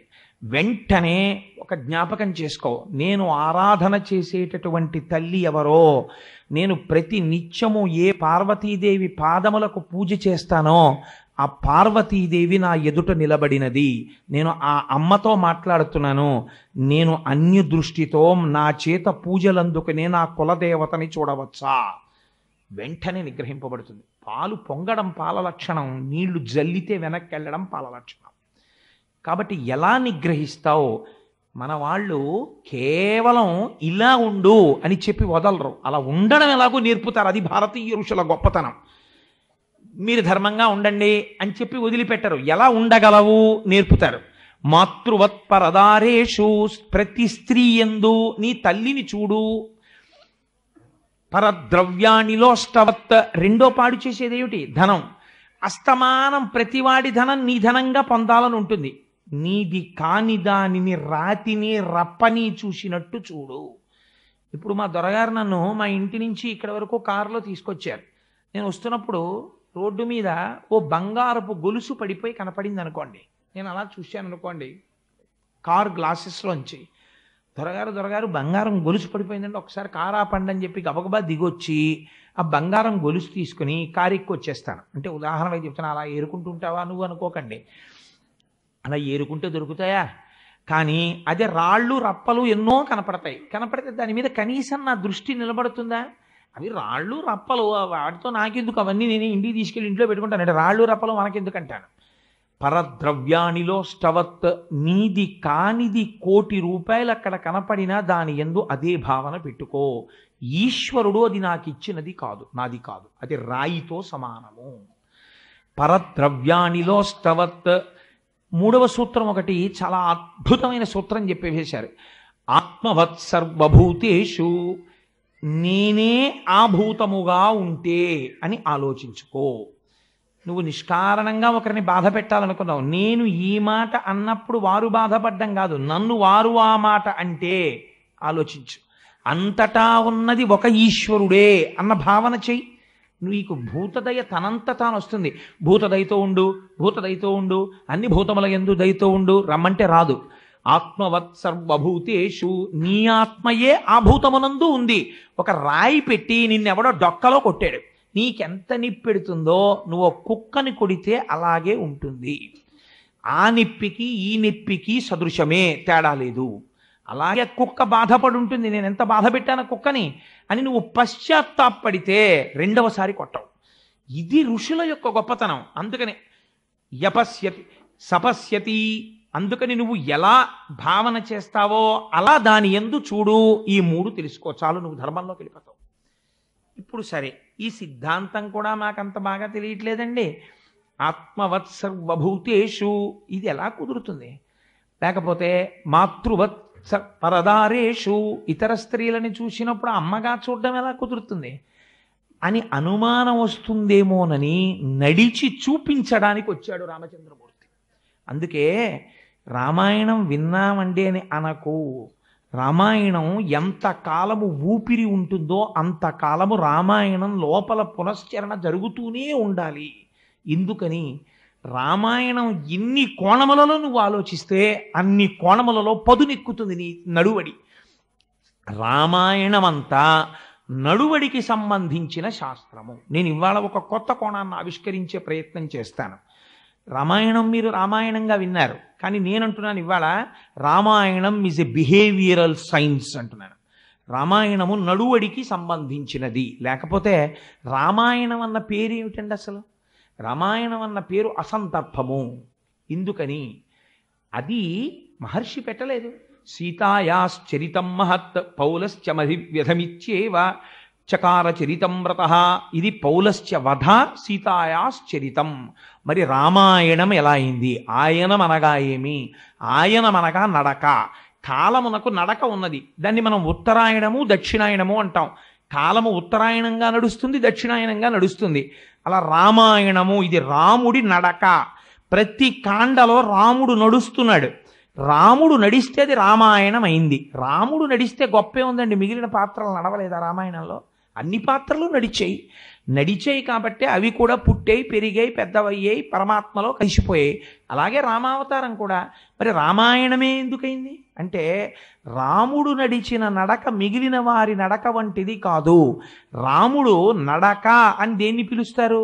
ఒక కాలు స్థిరంగా ఉండాలి, ఒక కాలు కదిలి ముందుకెళ్ళాలి. ఏ కాలు కదిలి ముందుకెళ్ళిందో ఆ కాలు స్థిరంగా నిలబడాలి, రెండో కాలు కదలాలి. మీరు 2 కాళ్ళు ఏకకాలమునందు కదిపారనుకోండి పడిపోతారు. ఒక కాలు ఊంచుకోలేకపోయిందనుకోండి రెండో కాలు కదులుతున్నప్పుడు, అప్పుడు పడిపోతారు. కాబట్టి ఆ నడక కుంటి నడక. లేదు, 2 కాళ్ళు కదిపారు, పడిపోవడం తథ్యం. ఒక కాలు నడిచి స్థిరంగా ఆగాలి, రెండో కాలు పైకి లేవాలి. అలా లేవలేకపోయింది అనుకోండి, అది పక్షవాతం వచ్చింది, అప్పుడు గమనం లేదు. కాబట్టి రాముడు రామాయణము నడిచాడు. ఇప్పుడు ఒక కాలు నిలుపుతాడు, ఒక కాలు కదుపుతాడు. కదిపిన కాలు నిలుపుతాడు, రెండవ కాలు కదుపుతాడు. ఏవలా కలిపాడు? సత్యధర్మములను కలిపాడు. ఒక కాలు సత్యము, ఒక కాలు ధర్మము, రెండిటిని తన పాదములుగా చేసుకుని నడిచాడు రామాయణంలో. కాబట్టి ఇప్పుడు ఇది బిహేవియరల్ సైన్స్. నువ్విప్పుడు ఈ కోణంలో రామాయణంలోంచి ఏ సంఘటననైనా పికప్ చేయి, పైకి తీసి పరిశీలన చేయి. ఋషులు ఏది ప్రతిపాదన చేశారో దానికి రాముని జీవితాన్ని కేవల జీవితంగా చూడకు, అక్కడ వచ్చిన సంఘర్షణా పరిశీలనము చేయి. ఎందుకంటే మానవ జీవితము నిరంతర సంఘర్షణ, ధర్మాధర్మములకు సంఘర్షణ జరుగుతూ ఉంటుంది. నేను ఒక బజారుకి వెళ్ళాను అనుకోండి, ఒక ఉదాహరణకి చెప్తున్నాను. ఒక 7 రకాల కాయగూరలు కొన్నాను. కొని ఆ కూరగాయలు కొట్టువాడితోటి, అబ్బాయి ఇదిగో లెక్క వేయి, 1/2 కిలో వంకాయలు, 1/2 కిలో చిక్కుడుకాయలు, 1/2 కిలో పచ్చిమిరపకాయలు అన్నీ చెప్పేశాను. చెప్పేసిన తర్వాత 42 రూపాయలు అయిందండి అన్నాడు వాడు. 42 రూపాయలు ఇచ్చేసి వచ్చేసాను. వచ్చేస్తుంటే మా ఇంటి దాకా వచ్చేసాక గుర్తొచ్చింది, అసలు అన్నింటికన్నా ఎక్కువ కొన్నవి కేజీ బెండకాయలు 14 రూపాయలు. అవి వేయలేదు బిల్లులో, వాడు అడగలేదు, మర్చిపోయాను. కాబట్టి ఇప్పుడు 14 రూపాయలు ఎక్కడో ఒక రైతు పండించి కష్టపడి తెచ్చి చలిగాలిలో వచ్చి అక్కడ కూర్చుని ఒక పూట కష్టపడితే వచ్చే 14 రూపాయలు ఇవ్వకుండా నేను వచ్చేసాను. నేను బీకామ్ చదువుకున్నాను, ఐఆర్పిఎం చదువుకున్నాను, రామాయణం చెప్పుకున్నాను, భాగవతం చదువుకున్నాను, కాల్సనా ఎందుకు ఆ ధర్మం నాకు? అప్పుడు నేను పరివేదనకి లోనైపోయాను అనుకోండి. ఈ 14 రూపాయలు నేను చేసినది ద్రోహమే, నేను ఇవ్వకుండా వచ్చేసాను. వాడు అడిగాడా అడగలేదా ఇజ్ ఇమ్మెటీరియల్, నాకు కూడా బాధ్యత ఉంది. అక్కడ 14 రూపాయలు ఇవ్వలేకపోయాను, నేను పరివేదన చెందాను అనుకోండి. ఇప్పుడు లోపల వెంటనే మనస్సు అంటుంది, నిజమే 14 రూపాయలు ఇచ్చేసి ఉండాల్సిందంటుంది. వెంటనే లోపల నుంచి మళ్ళీ మనస్సు అంటుంది, వాడు ఇంట్లో ఎన్ని రూపాయలు వేసుకున్నాడు, 14 రూపాయలు, ఓ కేజీ బెండకాయలు పుచ్చుకొని 70 పెద్ద పర్వాలేదు లేరా అంటుంది. అంటుందా అందా మీరు ఆలోచించండి. నేను ఒక చాలా తేలిక ఉదాహరణ తీసుకొచ్చానంతే. లోపల కాసేపు సంఘర్షణ పడుతుంది దీని గురించి. ఇచ్చేద్దామా, మళ్ళీ వెనక్కి వెళ్ళిద్దామా, వద్దా, ఏదో కాసేపు సంఘర్షణ పడి కాసేపటికి మర్చిపోతుంది. ఆఖరికి సాధారణంగా మనుష్యుడు ఇటువైపు మొగ్గేస్తాడంటే ధర్మాన్ని సముద్రంలో కలిపేస్తాడు, తాను నిలబడిపోతాడు. పోతే పోయింది లేదు, 14 రూపాయలు ఏం పర్వాలేదు, అబ్బో మనం సంపాదిస్తున్న పుణ్యం ముందు ఈ 14 రూపాయలు ఏ పాటి లెక్క సరిపెట్టేసుకుంటాడు. అలా మీరు రామాయణంలో రాముడు ధర్మాన్ని సముద్రంలో కలిపేసి తను మాత్రం భోగానికి అలవాటు పడిపోయిన ఒక్క సందర్భాన్ని ఎత్తి ఇదిగో ఉన్నది చూపించండి. ఇది అశిధారావ్రతం. ఇది చాలా కష్టం. ఒక మనిషి తను పడిన కష్టాలు, రాముడు కష్టాలు పడలేదండి, అందుకని ధర్మం అవసరం ఏముంది? ఇప్పుడు హాయిగా అన్నీ జరిగిపోతున్నంత కాలం ధర్మం గురించి సమస్య ఉందండి. కష్టం వచ్చినప్పుడు ధర్మం పాటించి ధర్మము వలన నేను గెలుస్తానని ధర్మం కోసం నిలబడిన వాడు ధార్మికుడు తప్ప అన్నీ కలిసి వచ్చేస్తుంటే ధర్మం చేయడం పెద్ద గొప్ప విషయం ఏం కాదు. అన్నీ కలిసి రాలేదు రాముడికి జీవితంలో. ఆయనే అరణ్యకాండలో ఒక చోట ఒక మాట అన్నాడు, నేను ఎంత బాధలలో ఉన్నానో తెలుసా? రాజ్యాద్భ్రంశో, రావలసిన రాజ్యం పోయింది. వనేవాసః, పోని రాజ్యం పోతే పోయింది, అంతఃపురంలో ఉన్నానా, అరణ్యవాసానికి వచ్చాను. వనేవాసః సీతానష్టో, పోని పక్కన మనసెరిగిన భార్య ఉందా, ఆవిడ్ని ఎత్తుకుపోయాడు రావణాసురుడు. పోని ప్రాణమిచ్చిన స్నేహితుడు జటాయు ఉన్నాడా, ఆయన లేడు. ఎందుకని? సీతానష్టో హతోద్విజః, జటాయువుని చంపేశారు. ఈదృశీయం మమావస్థ, నేను ఇటువంటి భయంకరమైన స్థితిలో ఉన్నాను. నిర్దహేదపి పావకః, ఇవాళ నేను ఉన్నటువంటి కష్టం ఎటువంటిదంటే అగ్నిని నా కష్టం కాల్చేస్తుంది. అగ్ని అన్నిటినీ కాల్చడం కాదు, నా కష్టం అగ్నిని కాలుస్తుంది, అంత గొప్ప కష్టంలో ఉన్నానన్నాడు. ఇన్ని కష్టాలలో ఉన్న రాముడు ఎప్పుడైనా సరే ధర్మాన్ని పక్కన పెట్టేసి తన సుఖాన్ని తాను చూసుకున్న సందర్భం ఒక్కటి వెతకగలమా రామాయణంలో? అలా మీరు పరిశోధన చేయండి. రామాయణంలో ధర్మాన్ని పక్కన పెట్టేసి రాముడు సుఖాన్ని ఎంచుకున్న ఒక్క సంఘటన పైకి తీద్దాం. ఇదండి రామాయణం అంటే. కానీ ఇవాళ మన జాతి దరిద్రం ఏమిటంటే అటువంటి పాత్ర పోషణ చేసి రచించగలిగిన కావ్యము ప్రపంచ భాషలలో ఎక్కడా లేదు అలాంటి పుస్తకం. అలాంటి పుస్తకం మనదై ఉంటే దాన్ని పక్కన పెట్టుకుని ఇతరమైన విషయాల పట్ల పరిగెత్తేటటువంటి దౌర్భాగ్యానికి మనం దిగదారిపోయాం ఇవాళ. అటువంటి రామాయణం, అటువంటి నడువడి నేర్పగలిగినటువంటి శాస్త్రం. మీరు ఒక సంఘర్షణ చూడండి, ఒక అద్భుతమైన సంఘర్షణ మీకు ఆవిష్కరిస్తాను. రాముడు అడగలేదు రాజ్యాన్ని, ఇది మీ జీవితంలోనే జరిగింది అని మీరు ఒకసారి ఊహించండి. రాముడు ఎప్పుడూ తండ్రిని అడగలేదు, నాన్నగారు నాకు రాజ్యం ఇవ్వండి అని అడగలేదు. తండ్రి గారు పిలిచాడు, పిలిచి నాన్న నీకు పట్టాభిషేకం చేసేద్దాం అనుకుంటున్నాను. ఎందుకు చేసేద్దాం అనుకుంటున్నారు అని రాముడు అడగలేదు. దశరథుడు అన్నాడు, నాకు దుర్నిమిత్తములు కనపడుతున్నాయి, రాత్రుళ్ళు పీడకలు వస్తున్నాయి, కాబట్టి నేను ఎంతో కాలం ఉండను, రాజ్యమునకు యవ్వరాజ్య పట్టాభిషేకం చెయ్యాలి, అందుకుని నీకు పట్టాభిషేకం చేద్దాం అనుకుంటున్నాను, రేపే నీకు పట్టాభిషేకం, కానీ ఈ వార్త మీ మామగారికి చెప్పకు అన్నాడు. ఎంత గమ్మత్తైన మాట చూడండి. ఎందుకంటే ఒక మనిషి జీవితంలో ఇది ఒక గొప్ప సెలబ్రేషన్, యవరాజ్య పట్టాభిషేకం అన్నది. ఇప్పుడు తను వెళ్ళి ఎవరికి చెప్తాడు? సీతమ్మకి చెప్తాడు. సీతమ్మ నోటి వెంటనే ఏ మాట వస్తుంది? ఏమండి చాలా సంతోషం, మీకు రేపు పట్టాభిషేకం అంటే మరి మా నాన్నగారు పొంగిపోతారు కదా, ఒకసారి కబురు చేద్దామండి అంటుంది. ఆయన ఏమంటున్నాడు దశరథ మహారాజు గారు? మీ మామగారికి చెప్పకు అన్నాడు. అంటే రాముడు ఏమనాలి? ఎందుకు చెప్పకూడదు అని అడగాలి. ఆయన అడగలేదు. ఎందుకు అడగలేదు? ధర్మం.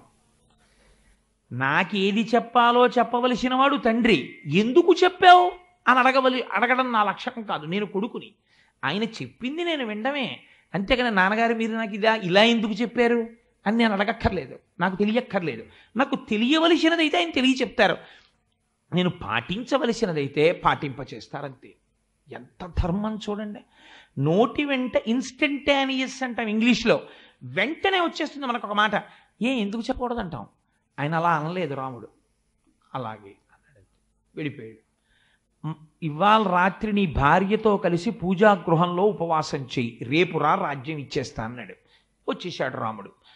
తీరా వచ్చిన తర్వాత అసలు తండ్రి గారు కనపడలేదు. అది విచిత్రం.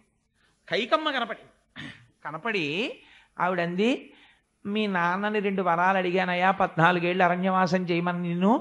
అది కూడా ఎంత గమ్మత్తో చూడండి. ధర్మమూర్తి అయినటువంటి వాడి గురించి ఎవరు ఎక్కువ ఆలోచిస్తారంటే దేవతలు ఆలోచిస్తారు. ఇప్పుడు రాముడు 14 ఏళ్ళు అరణ్యవాసం చెయ్యాలి అని అడిగింది కైకమ్మ. 14 ఏళ్ళు అరణ్యవాసం చేయమని అడగడం వెనకాతల ఏదైనా రహస్యం ఉండాలి కదండి. లేకపోతే 1 ఏడాది చేయమని అడగచ్చు, ఆ వరం అడిగేటప్పుడు 2 ఏళ్ళు అడగచ్చు, 3 ఏళ్ళు అడగచ్చు, 10 ఏళ్ళు అడగచ్చు, 11 ఏళ్ళు 16 ఏళ్ళు అడగచ్చు. లేకపోతే రాముడు జీవితాంతం అరణ్యాల్లో ఉండాలని ఎందుకు అడగకూడదు కైకమ్మ? 14 అన్న మాట ఎందుకు పడాలి కైకమ్మ నోటి వెంట?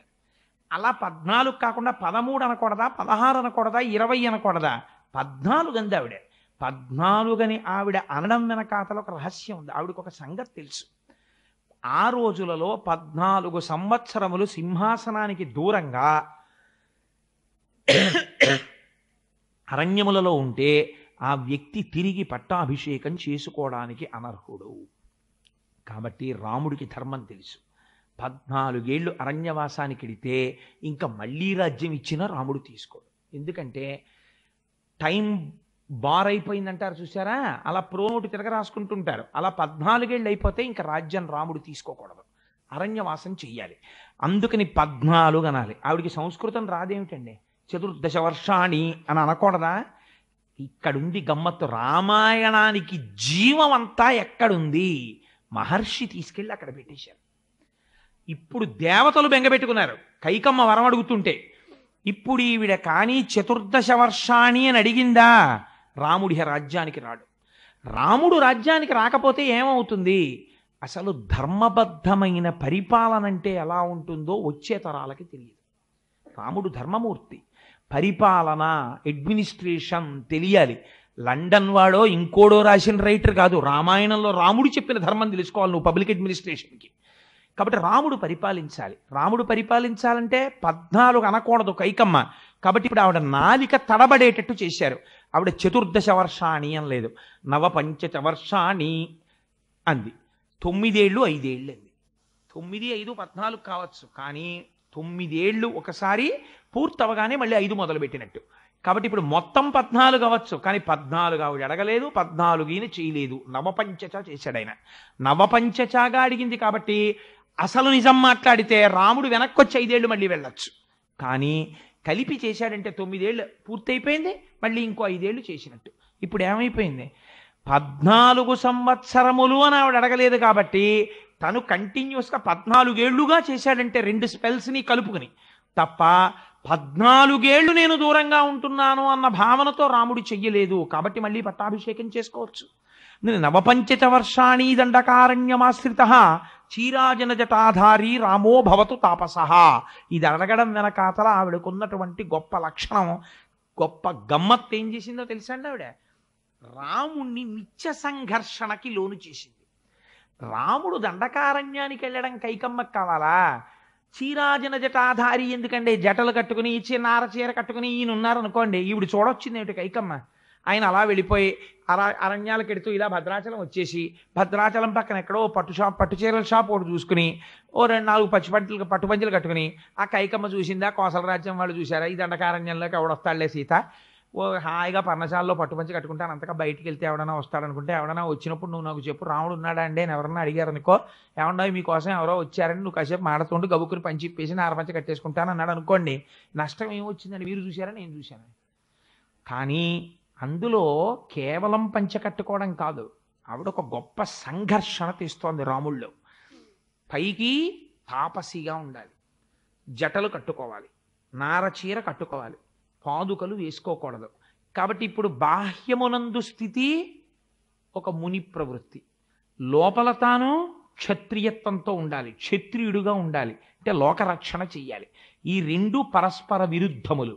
పరస్పర విరుద్ధములైన తన ధర్మమునందు తాను నిలబడగలడా ఇన్ని సంవత్సరాలు? ఇది చూసింది ఆవిడ, అందుకు పెట్టింది పరీక్ష. ఆఫీసర్ గారి సీట్లో కూర్చుని అడ్మినిస్ట్రేషన్ చేయమంటే పెద్ద బాధ ఏం లేదు.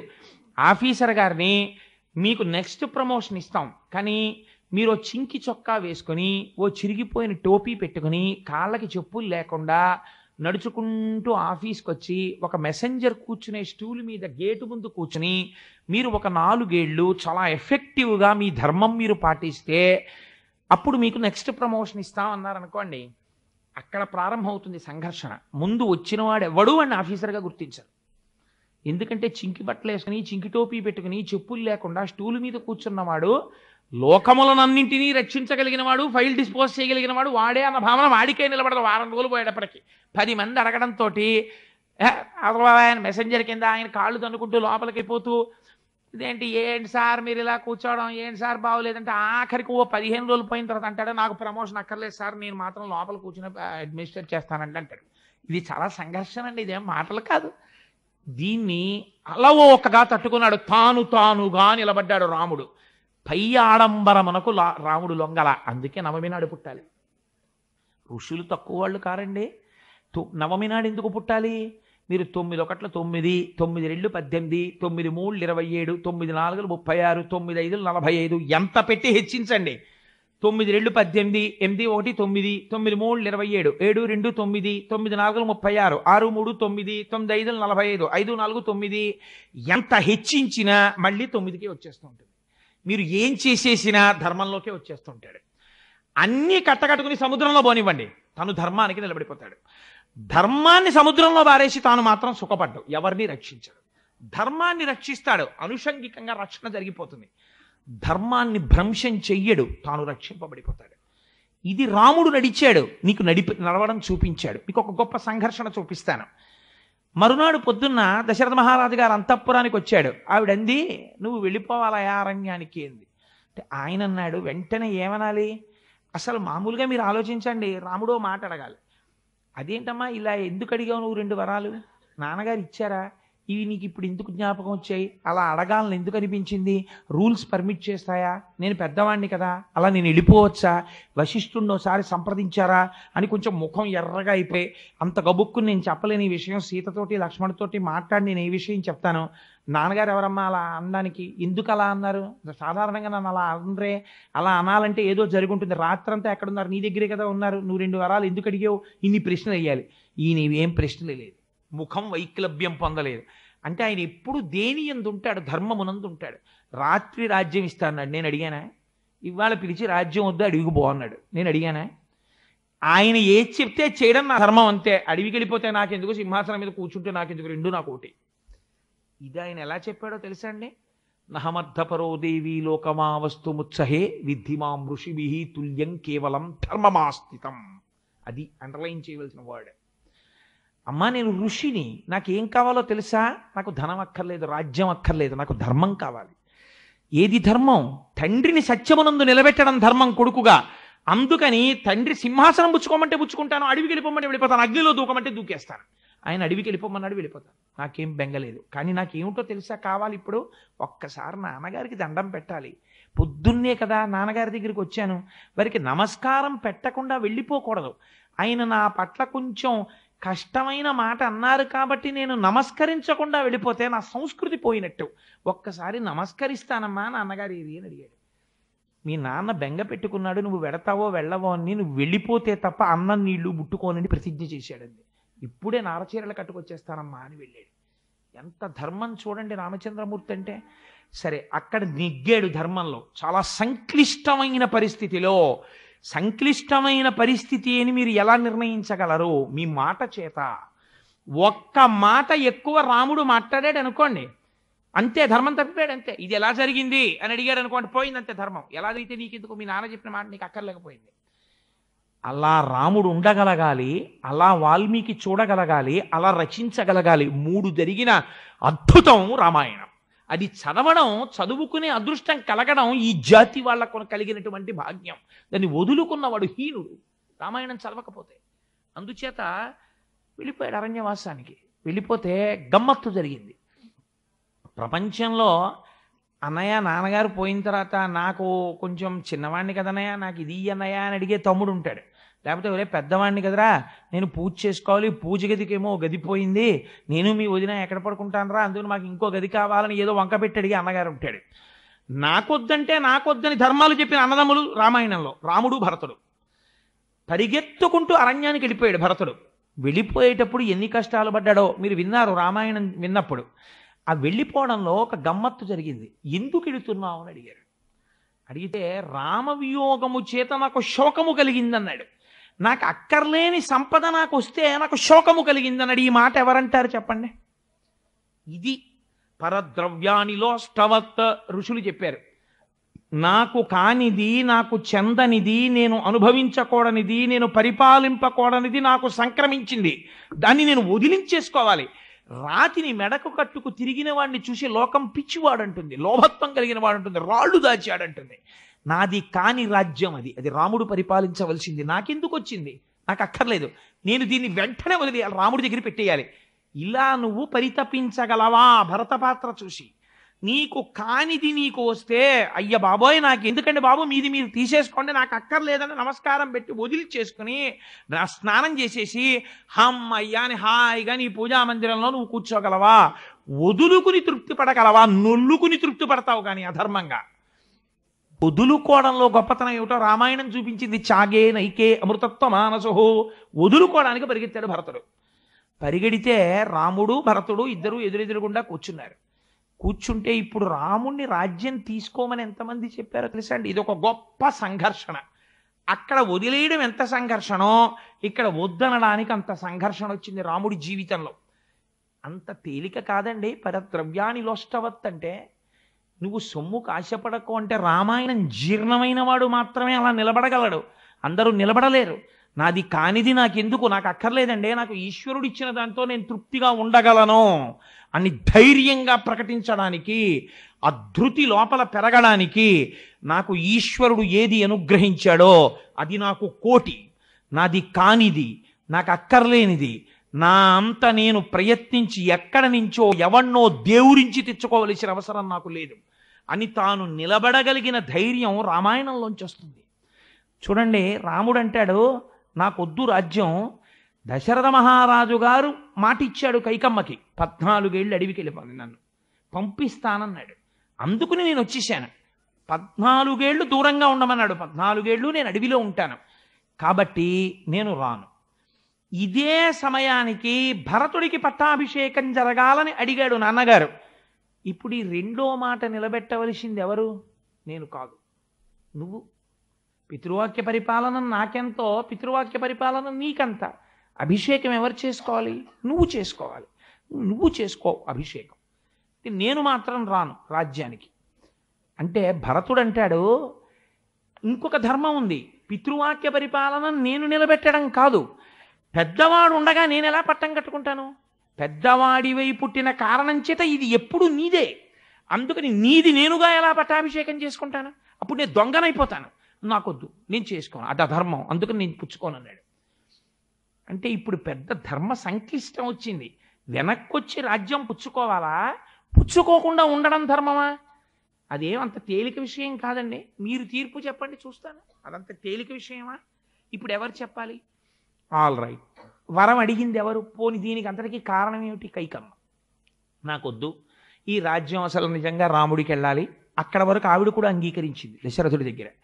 రాముడికి వెళ్ళవలసిన రాజ్యం, అందుకే కదా నవపంచచ వర్షాణి దండకారణ్యమాశ్రిత క్షీరాజన జటోధారి రామో భవతు తాపస అభిషేక సమారంభో రాఘవస్యోపకల్ప్యతాం అనేనైవాభిషేకేనా భరతో విభిషిచ్యతాం. ఇదే ముహూర్తానికి భరతుడికి పట్టాభిషేకం జరగాలి. ముహూర్తం అన్నది తారాబలం చంద్రబలంతో పెడతారు.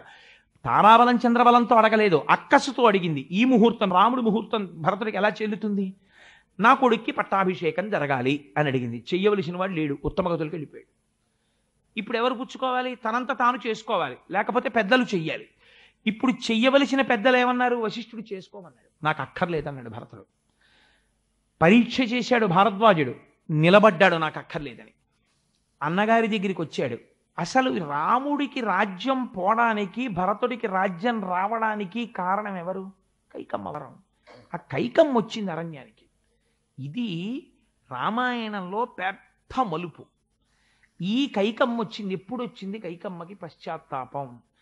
ప్రతి స్త్రీ నేర్చుకోవలసిన ఒక గొప్ప ధర్మాన్ని రామాయణం ఈ సందర్భంలో పెట్టేసింది తీసుకొచ్చి. రాకూడనంత ప్రమాదం జరిగిపోయాక వచ్చింది కైకమ్మకి. ఎప్పుడు? తన భర్తకి సంబంధించినటువంటి విషయాలు, తన కుటుంబానికి సంబంధించిన విషయాలలో ఇంటి పని వాళ్ళు వేరొకరు మాట్లాడడానికి వీల్లేదు. టీవీ సీరియల్ గురించి మాట్లాడని ఇంటి పని మనిషితో ప్రమాదం లేదు. కానీ నీ భర్త, నీ బిడ్డలు, నీ ఇంటి వ్యవహారం గురించి ఇంటి పని మనిషి దాసి కూడా మాట్లాడడం మొదలెడితే పెను ప్రమాదం పొంచుకొస్తుంది. మందర మాట వింది కైక. దాని పర్యవసానం ఏమి? 5వ తనం పోయింది. చెప్పేశాడు దశరథుడు, 5వ తనాన్ని పోగొట్టుకుంటున్నావే దుర్మార్గురాలా, నేను పెద్ద మామిడి చెట్టు ఫలాలిస్తుందా అని ఆలోచించడం మానేసి మామిడి చెట్టు కొట్టేసి పనికిరాని నిద్రగన్నేరు తోట పెంచుకున్నట్టు నేను కౌసల్య ధర్మమూర్తిని వదిలిపెట్టి నిన్ను భార్యగా తెచ్చుకున్నాను, ఫలితం అనుభవిస్తున్నానన్నాడు. దశరథుడు తీర్పు చెప్పుకున్నాడు తన మీద తాను. కౌసల్య చాలు, కానీ కైక వరకు వెళ్ళాడు. వ్యామోహం ఎంత దూరం తీసుకెళ్ళిందో చూడండి దశరథ మహారాజు గారిని కూడా. ఈ కైక ఇప్పుడు అరణ్యానికి వచ్చింది. వచ్చి ఒక మాట అంది. ఎప్పుడు? వైధవ్యం వచ్చేశాక. ఇప్పుడు నాకు తెలిసింది భరతుడికి రాజ్యం అక్కర్లేదని. ఇప్పుడు నాకు తెలిసింది ఇది రాముడే ఏలాలని. ఇప్పుడు నాకు తెలిసింది అసలు నా భర్త ఆత్మశాంతి వారికి శ్రాద్ధం పెట్టడంలో లేదు, రాముడు రాజవడంలో ఉంది. నా భర్తకి శాంతిగా ఉండేటట్టు ప్రవర్తించవలసిన నేను వృద్ధాప్యంలో ఏడిపించి 30 మాటలు మూర్ఛపోయేటట్టు చేసి చంపేశాను. ఇప్పుడు మళ్ళీ నేను భార్యగా అనిపించుకోవాలంటే రామా నువ్వు రాజ్యానికి వచ్చి పట్టాభిషేకం చేసుకో. నేను ఏ వరం అడిగానో ఆ వరాన్ని ఉపసంహారం చేసేస్తున్నాను. ఇప్పుడు ఇంకా గొడవ లేదుగా, అందుకని నువ్వు వచ్చేసేయచ్చు రాజ్యానికి అంది. మంత్రులు చెప్పారు. మంత్రులే కదండి తీర్పు చెప్పేది, మంత్రాంగం. మంత్రులు చెప్పారు రామా నువ్వు వచ్చి రాజ్యం తీసుకోవచ్చు అన్నారు. ఇంతమంది చెప్పాక అరణ్యవాసం అంటే ఎంత కష్టంగా ఉంటుందో చూశాక, అందున అప్పటి వరకు మీరు రామాయణాన్ని కొంచెం జాగ్రత్తగా చదవండి. ఒక కోణంలో అక్కడ కనపడ్డ ఋషులు ఎవరో కూడా రామ చాలా బాగుంటుంది, పోన్లేదు కాస్త రిలీఫ్, దిక్కుమాలిన రాజ్య పరిపాలన ఇవి టైర్ అయిపోయారు కదా, ఒక 14 ఏళ్ళు ఎంత బాగుంటుందో తెలుసా. వచ్చే నెలలో ఇక్కడ ఏదో ఇలా సంబరం జరుగుతుంది, వచ్చే నెలలోనేమో విదేశాల నుంచి పిట్టలు వస్తాయి, ఇవన్నీని 4 పిట్టలు కొట్టుకు నువ్వు తినచ్చు, అది సంతోషంగా గడిచిపోతుంది, భలే ఉంటుంది. మనందరం కూడా ఇక్కడేమో ఒక పెద్ద కాలనీలా కట్టుకుందాం, పాకలు వేసుకుని హెర్మిటేజెస్ అన్ని కుటీరాలు, మనందరం భజనలు అవి పెట్టుకుందాం, నువ్వేమో ఏదో చెప్పు నేనేమో ఏదో చెప్తాను, హాయిగా గడిచిపోతుంది అని చెప్పలేదు. కనబడ్డ ప్రతి ఋషి ఏం చెప్పాడో తెలుసా అండి? చాలా కష్టం ఇక్కడ ఉండడం, బ్రహ్మరాక్షసులు ఉంటారు, అదే పనిగా వేధించడం వాళ్ళ పని. వాళ్ళు ఇప్పటికి ఎందరో ఋషుల్ని తినేశారు. రామ సీతమ్మతో వచ్చావు, సీతమ్మ గొప్ప సౌందర్య రాశి, ప్రతి క్షణం నిన్ను భయం, నిన్ను ప్రమాదము వెంటాడుతుంటుంది, తస్మాత్ జాగ్రత్త అని చెప్పారు. ఇలాంటప్పుడు భరతుడితో సహా అందరూ వచ్చేసి నువ్వు వెనక్కి వచ్చేసేయి అన్నారు. ఇప్పుడు సాధారణంగా ఏ మనిషి అయినా ఏం కోరుకుంటాడండి మనసులో? ప్రమాదమునకు కారణం ఇటువైపు నుంచి వస్తోంది, సీతమ్మ వైపు నుంచి వస్తోంది. ఋషులు చెప్పేస్తున్నారు నీకు చేతిలో కోదండ ఉంది, నిన్ను నువ్వు రక్షించుకోగలవేమో, కానీ నీ భార్యని అపహరిస్తారేమో జాగ్రత్త, తినేనన్నా తినేస్తారు, ఎత్తుకునన్నా పోతారు. సీతమ్మ విషయంలో జాగ్రత్త జాగ్రత్త జాగ్రత్త అని చెప్తున్నారు. సీతమ్మ రక్షించుకోలేదా? అయోనిజ, రాముడి కన్నా ఓ మెట్టు పైనుంది, రక్షించుకోదు, నరకాంత. కాబట్టి ఆవిడ ముందే చెప్పేసింది ఈ మాట, నువ్వే రక్షించాలని చెప్పింది. మరి ఇప్పుడు ఎలా? ఇన్ని కష్టాలు పడ్డామా? తనకి లోపల ధర్మం తెలిసో తెలీదో పక్కన పెట్టేయండి. ఏమంటే నాకేదో తెలిసి నా బుద్ధికి తోచింది ఏముందండి, ఇంతమంది చెప్తున్నారు, రేపు పొద్దున్న ఎవరన్నా అడిగారు అనుకోండి, అడిగితే ఏమంటే నేను అడిగానంటే రాజ్యం, నేను వెళ్ళిపోయానండి అరణ్యవాసానికి, వీళ్ళందరూ అడవికి వచ్చేసి మా పిన్ని కైకమ్మతో సహానేమో వరం విత్డ్రా చేసేసాను, వచ్చేసేయండి, భరతుడు రాజ్యం తీసేసుకోమన్నాడు, కావాలంటే వశిష్ఠుడు ఉన్నాడు ఆ రోజున, మంత్రులందరూ ఉన్నారు, మీరు అడగండి, అందరూ అడిగితే వచ్చాను, కానీ నేనేం కోరుకున్నానా, నాకు కావాలా అని వెనక్కి వెళ్ళిపోయాడు అనుకోండి. ఇది మనం ఏమంటామంటే మన భోగము కొరకని ధర్మమును పక్కన పెట్టేటప్పుడు మనం ఎంచుకునేటటువంటి మార్గం ఇదంతా. మనం భోగము కోసం ధర్మాన్ని తుంగలో తొక్కుతాం. రాముడు భోగాన్ని తుంగలో తొక్కి ధర్మాన్ని పట్టుకున్నాడు. ఆయన అన్నాడు, ఉపసంహారము నువ్వు చేస్తే నువ్వు అడిగినటువంటి వరమేదో దాన్ని ఉపసంహరించుకునే అధికారము నీకు ఇస్తున్నానని అనవలసిన వాడెవరు? దశరథుడు అనాలి. ఏడైన ఇప్పుడు ఊర్ధ్వలోకాలకి వెళ్ళిపోయాడు. ఆయన చెప్పిన ఆఖరి మాట ఏమిటి? రాముడు అరణ్యవాసం చెయ్యాలి. ఇప్పుడు నేను వెనక్కి వచ్చేస్తే ఏమవుతుంది? నువ్వు నన్ను రమ్మన్నావేమో, నేను వచ్చానేమో, కానీ తండ్రి చెప్పిన మాట నేను జవదాటినట్టు లెక్క. దీనివల్ల ఎవడు పడిపోతాడు? తండ్రి పడిపోతాడు, ఊర్ధ్వలోకాల్లోంచి కిందకి నరకంలో పడిపోతాడు. కొడుకుని కన్న పాపానికి తండ్రిని కిందకి లాగినవాడు కొడుక, తండ్రిని ఉద్ధరించినవాడు కొడుక? కొడుకు ఎందుకు పుట్టాలని కోరుకుంటారు? తండ్రిని ఉద్ధరించడానికి. ఉద్ధరించలేని కొడుకుతనమా? నాకు అక్కర్లేదు ఆ ధర్మం. తండ్రిని ఉద్ధరించినటువంటి ధర్మమునందు నేను నిలబడాలి. 14 ఏళ్ళు అరణ్యంలో ఉంటాను, నువ్వు రాజ్యంలో ఉండు, నువ్వు రాజ్యపాలన చెయ్యి, నాన్నగారి కోరిక తీరుతుంది, 14 ఏళ్ల తర్వాత వచ్చి నేను రాజ్యం స్వీకరిస్తాను, నువ్వు వెళ్ళి అన్నాడు. అంటే భరతుడు ధర్మం దాటాడు. ఎక్కడ దాటాడో తెలుసా అండి? ముండితనంతో గెలుచుకోవాలనుకున్నాడు. పిల్లలు చూడండి, మారాం చేస్తారు, అది అధర్మము అని పిల్లలకి తెలుసు, కానీ వాళ్ళ కోరిక తీర్చుకోవడానికి అమ్మ నువ్వు ఒప్పుకోపోతే, నాన్నగారండి మీరు ఒప్పుకోపోతే నేను చెప్తాను, నేను అన్నం తిన్నంటాడు. నేను అన్నం తినని పాపం తండ్రికి ఆకలిగా ఉంటుంది. తండ్రి, రే నువ్వు అలా కూర్చుంటే అన్నం తినబుద్ధి, నువ్వు వచ్చి అన్నం తినంటాడు. తినడం. 4 కొడతాడు, తినడం. మీరు బలవంతంగా ఎలా పెట్టగలరండి? ఒక వయస్సు వచ్చిన పిల్లాడికి, ఒక 10th క్లాస్ చదువుకుంటున్న పిల్లాడికి వాడిని తీసుకొచ్చి అక్కడ పెడితే అన్నం ముద్దలు ఇలా కలుపుతాడు, పుసలు కొడతాడు, మీ వంక చూస్తాడు తప్ప అన్నం తినడం, మెతుకు నోట్లో పెట్టడం. ఇంత ఆకలితో ఉన్న తండ్రి తినగలడా? కొడుకు అలా తినకుండా ఉండిపోతే? వాడికి 3 రోజుల క్రితమే పచ్చం పెట్టారు, కోరరాని కోరిక కోరుతున్నాడు, ఆ కోరిక తీరిస్తే తన ధర్మం తప్పుతాడు తండ్రి. ఇది చెప్తే వాడు అంగీకరించాడు. అంత పెంకితనం భరతుడు చేశాడు అజ్జుకాండలో. ఎక్కడ చేశాడు? ప్రాయోపవేశం చేసేస్తానన్నాడు. నువ్వు రాకపోతే నేను ఇంటికి వెళ్ళను, నీ కాళ్ళకు అడ్డంగా నేను పడుకుంటున్నాను, దర్భలేసుకున్నాను పడుకున్నాడు. ఇదొక మహాపాపం. ప్రాయోపవేశం చేశానని పడుకున్నాడు. అప్పుడు రాముడు అన్నాడు, నువ్వు చేసినటువంటిది పరమ అధర్మం. ఎందుకంటే ఒక ధర్మాత్ముణ్ణి అధర్మం వైపుకి లాగాలనుకుంటున్నావు పెంకితనంతో. ఈ హఠం కూడదు. నువ్వు ఒక ధర్మాత్ముణ్ణి అధర్మం వైపుకి తిప్పడానికి పెంకితనం చేద్దామనుకోవడం ఒక అధర్మం కనుక, ఒక మహాపాపం కనుక, ఉత్తర క్షణం ఈ పాపం పోవడానికి నువ్వు ఒక ధార్మికుణ్ణి ముట్టుకో అన్నాడు. ధర్మమునందు నిలబడిన వాణ్ణి ముట్టుకో అన్నాడు. ఎవరిని ముట్టుకోవాలి ఇప్పుడు? అంటే ఎవరిని ముట్టుకుంటే పాపం పోతోందో వాడు ధర్మమునందు ఉన్నవాడే కదా. ఇప్పుడు సమస్త దేవతాగణములు ఋషులు అన్నారు, రాముణ్ణి ముట్టుకో అన్నారు. అంటే రాముడు చెప్పింది ధర్మం, రాజ్యానికి వెళ్ళకూడదు. ఇప్పుడు భరతుడు రాముణ్ణి ముట్టుకున్నాడు ప్రాయశ్చిత్తానికి. ఇది ఎంత సంఘర్షణ మీరు ఆలోచించండి. రామాయణం కథగా వింటే, మీరు మామూలుగా రామాయణం విన్నారనుకోండి, దశరథ మహారాజు గారు వరం ఇచ్చేశారు, రాముడు వెళ్ళాడు, వెనక్కి వచ్చేసాడు, ఇదంతా చాలా అల్లరిగా ఉంటుంది. అబ్బో రాముడు ఎంత గొప్పవాడోనండి, ఓ నమస్కారం అండి అంటాం. కానీ మీరు ఒక బిహేవియరల్ సైన్స్గా దాన్ని ఆలోచించండి. ప్రతి సందర్భాన్ని మీరు అలా ఒక్కసారి విశ్లేషణ చెయ్యండి. భోగమా ధర్మమా, సుఖమా ధర్మమా, కుటుంబమా ధర్మమా, రాజ్యమా ధర్మమా, కావలసి వచ్చిందనుకోండి రాముడు వెంటనే ఓటిటేస్తాడో తెలుసా అండి?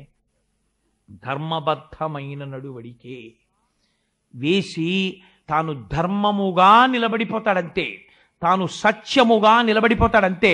అందుకే ఒక మాట చెప్తాడు రామాయణంలో, సత్యమేవేశ్వరో లోకే సత్యం పద్మాశ్రితా సదా సత్యమూలాని సర్వాణి సత్యాన్నాస్తి పరమం పదం. లక్ష్మి ఐశ్వర్యం ఎక్కడున్నదో తెలుసా? సత్యమునందున్నది. సత్యం అనగానేమి? మార్పు లేక సర్వకాల సర్వావస్థల యందు ఉండునదేదో అది సత్యము. ఆ సత్యము ఈశ్వరుడున్నాడు. నువ్వు లోకంలో వాళ్ళకి తెలియకపోవచ్చు, సరే మీ అందరు అంటున్నారు కాబట్టి వచ్చేస్తానండి అని అంటే, రాముడు ఇక్కడ ధర్మం తెలిసి తప్పుతున్నాడని తెలుసుకోగలిగిన వాడు ఒకడున్నాడు సాక్షిగా, వాడు సత్యం. ఆ సత్యము లక్ష్మి. నేను ఆ సత్యాన్ని అతిక్రమించి ఆ ఈశ్వరుడు చూడలేదనుకుని ధర్మం తప్పేస్తే, లేదా ఈశ్వరుడు చూస్తున్నాడని తెలిసి కూడా ధర్మం తప్పేస్తే, చారిత్రమేవ వ్యాఖ్యాతి వీరం పురుషమానినం, నడువడి ప్రధానమైపోయి కూర్చుంటుంది. ఇప్పుడు ఇదొక బ్యాడ్ ప్రిసిడెంట్. లోకమంతా ఏమంటుందంటే, రాముడు ఆనాడు చేసినది మేము చేస్తున్నాం, ఎందుకు చేయకూడదని చేస్తుంది. కాబట్టి ధర్మాధర్మ విచక్షణకు ఫలితమేమి? మీ నడువడియే. నడువడిని బట్టి లోకం నడుస్తుంది, పెద్దల నడువడిని లోకము అనుసరిస్తుంది. అందుకని నేను అలా ప్రవర్తించను. నాకు ప్రవర్తన ముఖ్యం. ధర్మం తెలియడం ఒకెత్తు, కానీ తెలిసిన ధర్మాన్ని తన వాక్ పటిమ చేత తిమ్మిని బంబిగా చేయడం ఒకెత్తు. పోతన గారు వాత పెడతారు, జ్ఞాన కలునిలోని శారదయువోలే. వాడు వాదన ఉన్నది, వాడికి వాదనా నైపుణ్యం ఉంది కాబట్టి వాడు అపరాధి, దోషం చేసిన వాడు అని సుప్రీంకోర్టు చెప్పినా పదవి పట్టుకుని వేలాడగలడు. ఎందుకు వేలాడగలడు? వాడికి ధర్మం అక్కర్లేదు కాబట్టి. వాడికి ధర్మం కావాలి, ఉత్తర క్షణం వెళ్ళిపోతాడు. లాల్ బహదూర్ శాస్త్రి గారిలా రిజైన్ చేసి కారు ఎక్కకుండా నడిచి వెళ్ళిపోతాడు. I'm not in the post, నేను ఇప్పుడు రైల్వే మినిస్టర్ని కాను, నాకెందుకు రైల్వే మినిస్టర్ ఎక్కే car? The moment I tendered the resignation to the post of the ministry of railways, minister of railways, I'm no more a minister of railways. Why should I enjoy the car? I just leave it, I desert it, so I don't take car, I just go home on foot. నడిచి వెళ్ళిపోతానంతే. వెళ్ళిపోయాడు. ఇలా వెళ్ళిపోవడానికి ధర్మం కావాలి, అలా ఉండడానికి ధర్మం కావాలి, ధర్మానికి నిలబడడానికి ధైర్యం కావాలి. అక్రమాలిన దిక్కుమాలిన పనులన్నీ చేసి తీసుకొచ్చి ఐశ్వర్యం మూట కట్టడానికి ధైర్యం అక్కర్లేదు, ధర్మం అక్కర్లేదు. కేవలం అన్నింటికీ లొంగిపోయి కనపడ్డ ఎక్కడైనా చప్పుడై గోడ మించి ఇలా విసిరిన ప్రతి పదార్థమునందు మూతి పెట్టగలిగిన కుక్క లక్షణం ఉంటే చాలు, వాడు ఐశ్వర్యవంతుడు కావచ్చు. అది వేరు మాట. కానీ ధర్మమునందు నిలబడడానికి ధైర్యం ఉండాలి. ఒక పోతన గారిలా బతకడానికి ధైర్యం ఉండాలి, ఒక త్యాగరాజు గారిలా బతకడానికి ధైర్యం ఉండాలి, ఒక రామదాసు గారిలా ఉండడానికి ధైర్యం కావాలి. అంతేకాని పదవుల కోసం ఇంకో దానికోసం ధైర్యం అక్కర్లేదు, ధర్మం అక్కర్లేదు. ఈ ధర్మం ఎంత గొప్పదో రామాయణం చూపిస్తుంది. ధర్మం ఎవడు పట్టుకుంటాడో వాడికి శాశ్వతమైనటువంటి సుఖం లభిస్తుంది. అధర్మం ఎవడు పట్టుకుంటాడో వాడికి సుఖమున్నట్టు కనపడుతుంది, కానీ ఆ సుఖము వెంట నీడ ఉన్నట్టుగా పగయగల్గనేని పామున్న ఇంటిలో ఉన్న ఎట్లగాక ఎట్టులుండు అంటారు అన్నయ్య గారు రామాయణం మహాభారతంలో. పగ ఉందనుకోండి, పగ ఉన్న ఇంట్లో ఉంటే ఎలా ఉంటుందంటే పాము ఉన్న ఇంట్లో ఉన్నట్టు ఉంటుంది. పాము హాల్లో కనబడితే అయ్యో పాము పాము పాము అంది ఆవిడ. ఆ వీధిలో వాళ్ళు ఎవరో వచ్చి హాల్లో వెతికారు, సోఫా కింద అక్కడాను. ఎక్కడ లేదమ్మా పాము హాల్లో అన్నారు. ఆ హాల్లోంచి బయటికి వెళ్ళడానికి మార్గం మళ్ళీ వంటింట్లోకి బెడ్రూమ్స్లోకే ఉంది. బయటికి వెళ్ళడానికి ఇంకో మార్గం లేదు. బయటికి వెళ్ళే మార్గం దగ్గర ఆవిడ నిలబడింది. కాబట్టి ఇప్పుడు కాబట్టి పాము ఎక్కడికి వెళ్ళి ఉండాలి? బెడ్రూమ్లో కన్నా వెళ్ళాలి, వంటింట్లో కన్నా వెళ్ళాలి. కాబట్టి హాల్లో లేదు కదా పాము అని చెప్పి హాయిగా మామూలుగా సోఫాలోకి వచ్చినాయి. పోలేద్దరు హాల్లోంచి వెళ్ళిపోయింది, సీరియల్ పాడైపోతుందని టీవీ చూస్తూ కూర్చోగలదా? కూర్చోలేదు. ఎందుకు కూర్చోలేదు? పాము ఉంది ఇంట్లో. అది బెడ్రూమా, కిచెనా, హాలా వదిలిపెట్టేయండి. పాము ఉందా లేదా? పాము ఉంది కాబట్టి భయం ఉంటుంది. అలా ఎక్కడ అధర్మంతో కూడిన ఐశ్వర్యం ఉన్నదో, ఎక్కడ అధర్మముతో కూడిన భోగం ఉన్నదో అక్కడ నిరంతరము భయము వెన్నంటి నడుస్తూనే ఉంటుంది. మనకి మేడ కనపడుతుంది, మనకి ఆయన ఎక్కిన కారు కనపడుతుంది, మనకు ఆయన సుఖపడుతున్నట్టు కనపడుతుంది, కానీ ఆయన ఎప్పుడూ భయపడుతూనే ఉంటాడు. ఎందుకంటే ఆయన అధర్మం ఆయన్ని భయపెడుతూనే ఉంటుంది. ఎవరూ చూడకపోయినా ఈశ్వరుడు ఏ రోజున కొంప ముంచేస్తాడో, దీనికి ఫలితం ఇచ్చేస్తాడో, ఇచ్చేసినాడు ఏమైపోతుందో మీరు భాగవతంలో విందురు. కానీ ధ్రువుడు అంత కష్టపడితే పినతల్లినేమనలేదు. పినతల్లికి వెళ్ళి నమస్కారం చేశాడు తపస్సు చేసి వచ్చిన తర్వాత. కానీ అనవసరంగా ధ్రువుడి జోలికి వెళ్ళి ఒక్క మాట అన్నందుకు ధ్రువుడి పినతల్లి సురుచి ఏమైపోయిందో తెలుసా అండి? అరణ్యంలో పుట్టినటువంటి కార్చిచ్చు ఎందు ఒళ్ళు కాలి మరణించింది. ఆ సురుచి యొక్క కుమారుడు వేటకి వెళ్ళి యక్షుల చేతిలో సంహరింపబడ్డాడు, పెళ్లి కూడా అవ్వకుండా. ఎక్కడి నుంచి వచ్చింది ఆ ఫలితం? చేసిన పాపంలోంచి వచ్చింది. పాపం ఎక్కడి నుంచి వచ్చింది? అధర్మంలోంచి వచ్చింది. అధర్మం ఎక్కడి నుంచి వచ్చింది? నీ మనస్సుకి ధర్మమును ఆలంబనంగా ఇవ్వడంలో నీకు ధైర్యాన్ని కోల్పోవడంలో వచ్చింది. ఆ ధైర్యం ఎందుకు కోల్పోయావు? రామాయణాది కావ్య పఠనము శ్రవణము నీకు లేకపోవడం వల్ల వచ్చింది. కాబట్టి మళ్ళీ నిన్ను ధర్మంలోకి ఎవరు తీసుకెళ్ళాలి? వెళ్ళినటువంటి వాడు ఎటువంటి స్థితిని పొందాడో చెప్పిన రామాయణంలోంచి రావాలి. ఇక్కడ మీకు నేను ఒక్క మాట చెప్పాలి. అయితే రాముడు రాజు అయ్యాడు కదండి, రాజు అయిన తర్వాత రాముడు సుఖపడ్డాడా అంటే సీతాపరిత్యాగం చేసిన తర్వాత రాముడు దుఃఖపడ్డాడు, అది వేరు మాట. అది వదిలేయండి. సీతమ్మతో కూడిన రాముడు రాజుగా భోగములను అనుభవించినట్టు మీకు కనపడుతుంది పైకి ఊహిస్తే. కానీ రాముడు అలా ఎప్పుడూ సుఖం అనుభవించలేదు. మీరు కావాలంటే ఉత్తరాఖండ చదవండి. ఎందుచేతో తెలుసా అండి? ప్రతి క్షణం రాముడు ఓ మాట చెప్తుండేవాడు. తను కూర్చుని లక్ష్మణుణ్ణి పిలిచి, లక్ష్మణుడు ఎప్పుడు రాముడి పక్కన ఉంటాడు, లక్ష్మణ ఓసారి తలుపు దగ్గరికి వెళ్ళి ఎవరైనా ఉన్నారేమో చూసిరా అనేవాడు. అంటే విసుగొచ్చి లక్ష్మణుడు అన్నాడు ఓ రోజున, అన్నయ్య నువ్వు పరమధార్మికుడవు, ఎక్కడ ప్రభువు ధార్మికుడై ఉంటాడో అక్కడ లోకమంతా సుభిక్షంగా ఉంటుంది. మన రాజ్యంలో నెలకి 3 వానలు పడుతున్నాయి, పంటలు పండుతున్నాయి, అందరూ సుఖశాంతులతో ఉన్నారు, చోరభయం లేదు, పిల్లలు సుఖంగా ఉన్నారు, పెద్దలు సుఖంగా ఉన్నారు, ఏమీ బెంగలేదు అన్నయ్య, అందరూ హాయిగా ఉన్నారు. నువ్వేదో చెప్తున్నావు కదా ధర్మం గురించి అని చెప్పన్నాడు. అంటే రాముడు అన్నాడు, నేను అలా లక్ష్మణ 10 మాటలు ఎందుకు చూడమంటానో తెలుసా? ధర్మం అన్నది చాలా సంక్లిష్టం. ఏ పాత్రని బట్టి ధర్మం అలా మారిపోతుంది. ఇంతకుముందు నేను పుత్రధర్మం పాటించాను, భర్తృధర్మం పాటించాను సీతమ్మ దగ్గర, మీ పట్ల సోదరధర్మం పాటించాను. ఇప్పుడు నేను ఏ ధర్మంలో ఉండాలో తెలుసా? రాజధర్మంలో ఉండాలి. రాజు అంటే ఎవరో తెలుసా? కన్న తండ్రి లాంటివాడు.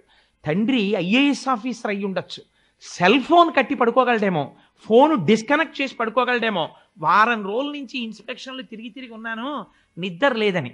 కానీ అలా పడుకున్నటువంటి తండ్రి పక్క గదిలోంచి తన కొడుకు నాన్నగారండే అని పెద్ద అరుపరిచాడు అనుకోండి, లేకపోతే అమ్మ బాబోయ్ అని అరిచాడు అనుకోండి, వారం రోజుల నుంచి నిద్ర లేదు, నేను లేచి వెళ్ళను, నువ్వు వెళ్ళి చూడని పడుకుంటాడా?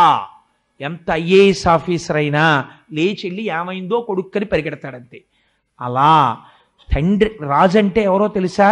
ఇప్పుడు పెద్ద కుటుంబం ఉన్నవాడు, కొన్ని లక్షల మంది నా బిడ్డలు, నేను తండ్రిని, ఏ క్షణంలో ఎవరికి బాధ వచ్చినా ప్రభువు దగ్గరికి వస్తారు. వాళ్ళు వేచి ఉండకూడదు. ప్రభువు వేచి ఉండేటట్టుగా కానీ ఉంచితే ప్రజల్ని, ప్రభువు దానికి తిరిగి ప్రాయశ్చిత్తం అనుభవించవలసి ఉంటుంది. నీకు ఒక ఉదాహరణ చెప్తాను లక్ష్మణ, నువ్వు చెప్పడం చాలా తేలిగ్గా చెప్పావు, ఎందుకన్ని మాటలు వెళ్ళమంటావు తలుపు దగ్గరికని. నీకు ఒక కథ చెప్పనా? మన వంశంలో ఉండేవాడు మృగమహారాజు గారని. ఆయన ఒకనాడు ఒక పేద బ్రాహ్మణుడు ఒక ఆవు విషయమై తగాదా వచ్చి ప్రభువు దగ్గరికి వచ్చాడు. పొద్దున్న వచ్చాడు, సాయంకాలం వరకు లోపలికి పంపించలేదు. అసలు పరిపాలకులు అన్న వాళ్ళందరూ రామాయణం చదువుకోవాలి, చదువుకుంటే తెలుస్తుంది గ్రీవెన్స్ సెల్ అంటే ఏమిటో, విజిటర్స్ అంటే ఏమిటో, కంప్లైంట్లు అందుకోవడం అంటే ఏమిటో, పబ్లిక్కి అటెండ్ అవ్వడం అంటే ఏమిటో. అందుకని ఆ వచ్చినటువంటి బ్రాహ్మణుల్ని బయట కూర్చోబెట్టాడు. సాయంకాలం వరకు కూర్చున్న బ్రాహ్మణుడు అన్నాడు, ఉదయం వచ్చిన వాడిని సాయంకాలం వరకు కూర్చోబెట్టాడు ప్రభువు, దర్శనం ఇవ్వలేదు. నేను అన్నం తిన్నానో లేదో, సంధ్యావందనం జరుగుతోందో లేదో చూడలేదు. ఈ చూడని వాడు ప్రభువా? వీడికి ఇలా ఇలా తలాడిస్తూ ఎక్కడో కూర్చోవడం అలవాటైంది. ఎక్కువ కదలిక లేకుండా అలా తలాడిస్తూ ఎక్కడో కూర్చోవడం అలవాటైన వాడికి సింహాసనం ఎందుకు, చెట్టు మీద తొండగా ఉంటే చాలు, వీడు ఉత్తలక్షణము తొండగుగాక అని శపించి నాకు రాజదర్శనం అక్కర్లేదని వెళ్ళిపోయాడు. వెళ్ళిపోతే తొండై బయటికి వెడితే జనక మహారాజు గారు ఆయనకి ధర్మాధర్మ విచక్షణ చాలా ఎక్కువ. దశరథ మహారాజు గారు కైకమ్మ యొక్క తండ్రి గారికి మాట ఇచ్చారు, నీ కూలుడికి ఎలా ఇస్తావు రాజ్యం, భరతుడికి రాజ్యం ఇమ్మంటాడు. అందుకని ఇప్పుడేమో రాముడికి రాజ్యం ఇవ్వడం దశరథుడికి ఇష్టం, పెద్ద కొడుకు సుగుణాభిరాముడు కాబట్టి. పుడతాడని అనుకోలేదు దశరథ మహారాజు గారు, కౌశల్యకి సుమిత్రకి ఎందుకు కైకికి పుట్టాడు ఏమిట్లే అనుకున్నాడు. తీరా ఇప్పుడు రాముడు పుట్టాడు, అందుకని జనకుడికి చెప్పద్దు అన్నాడు.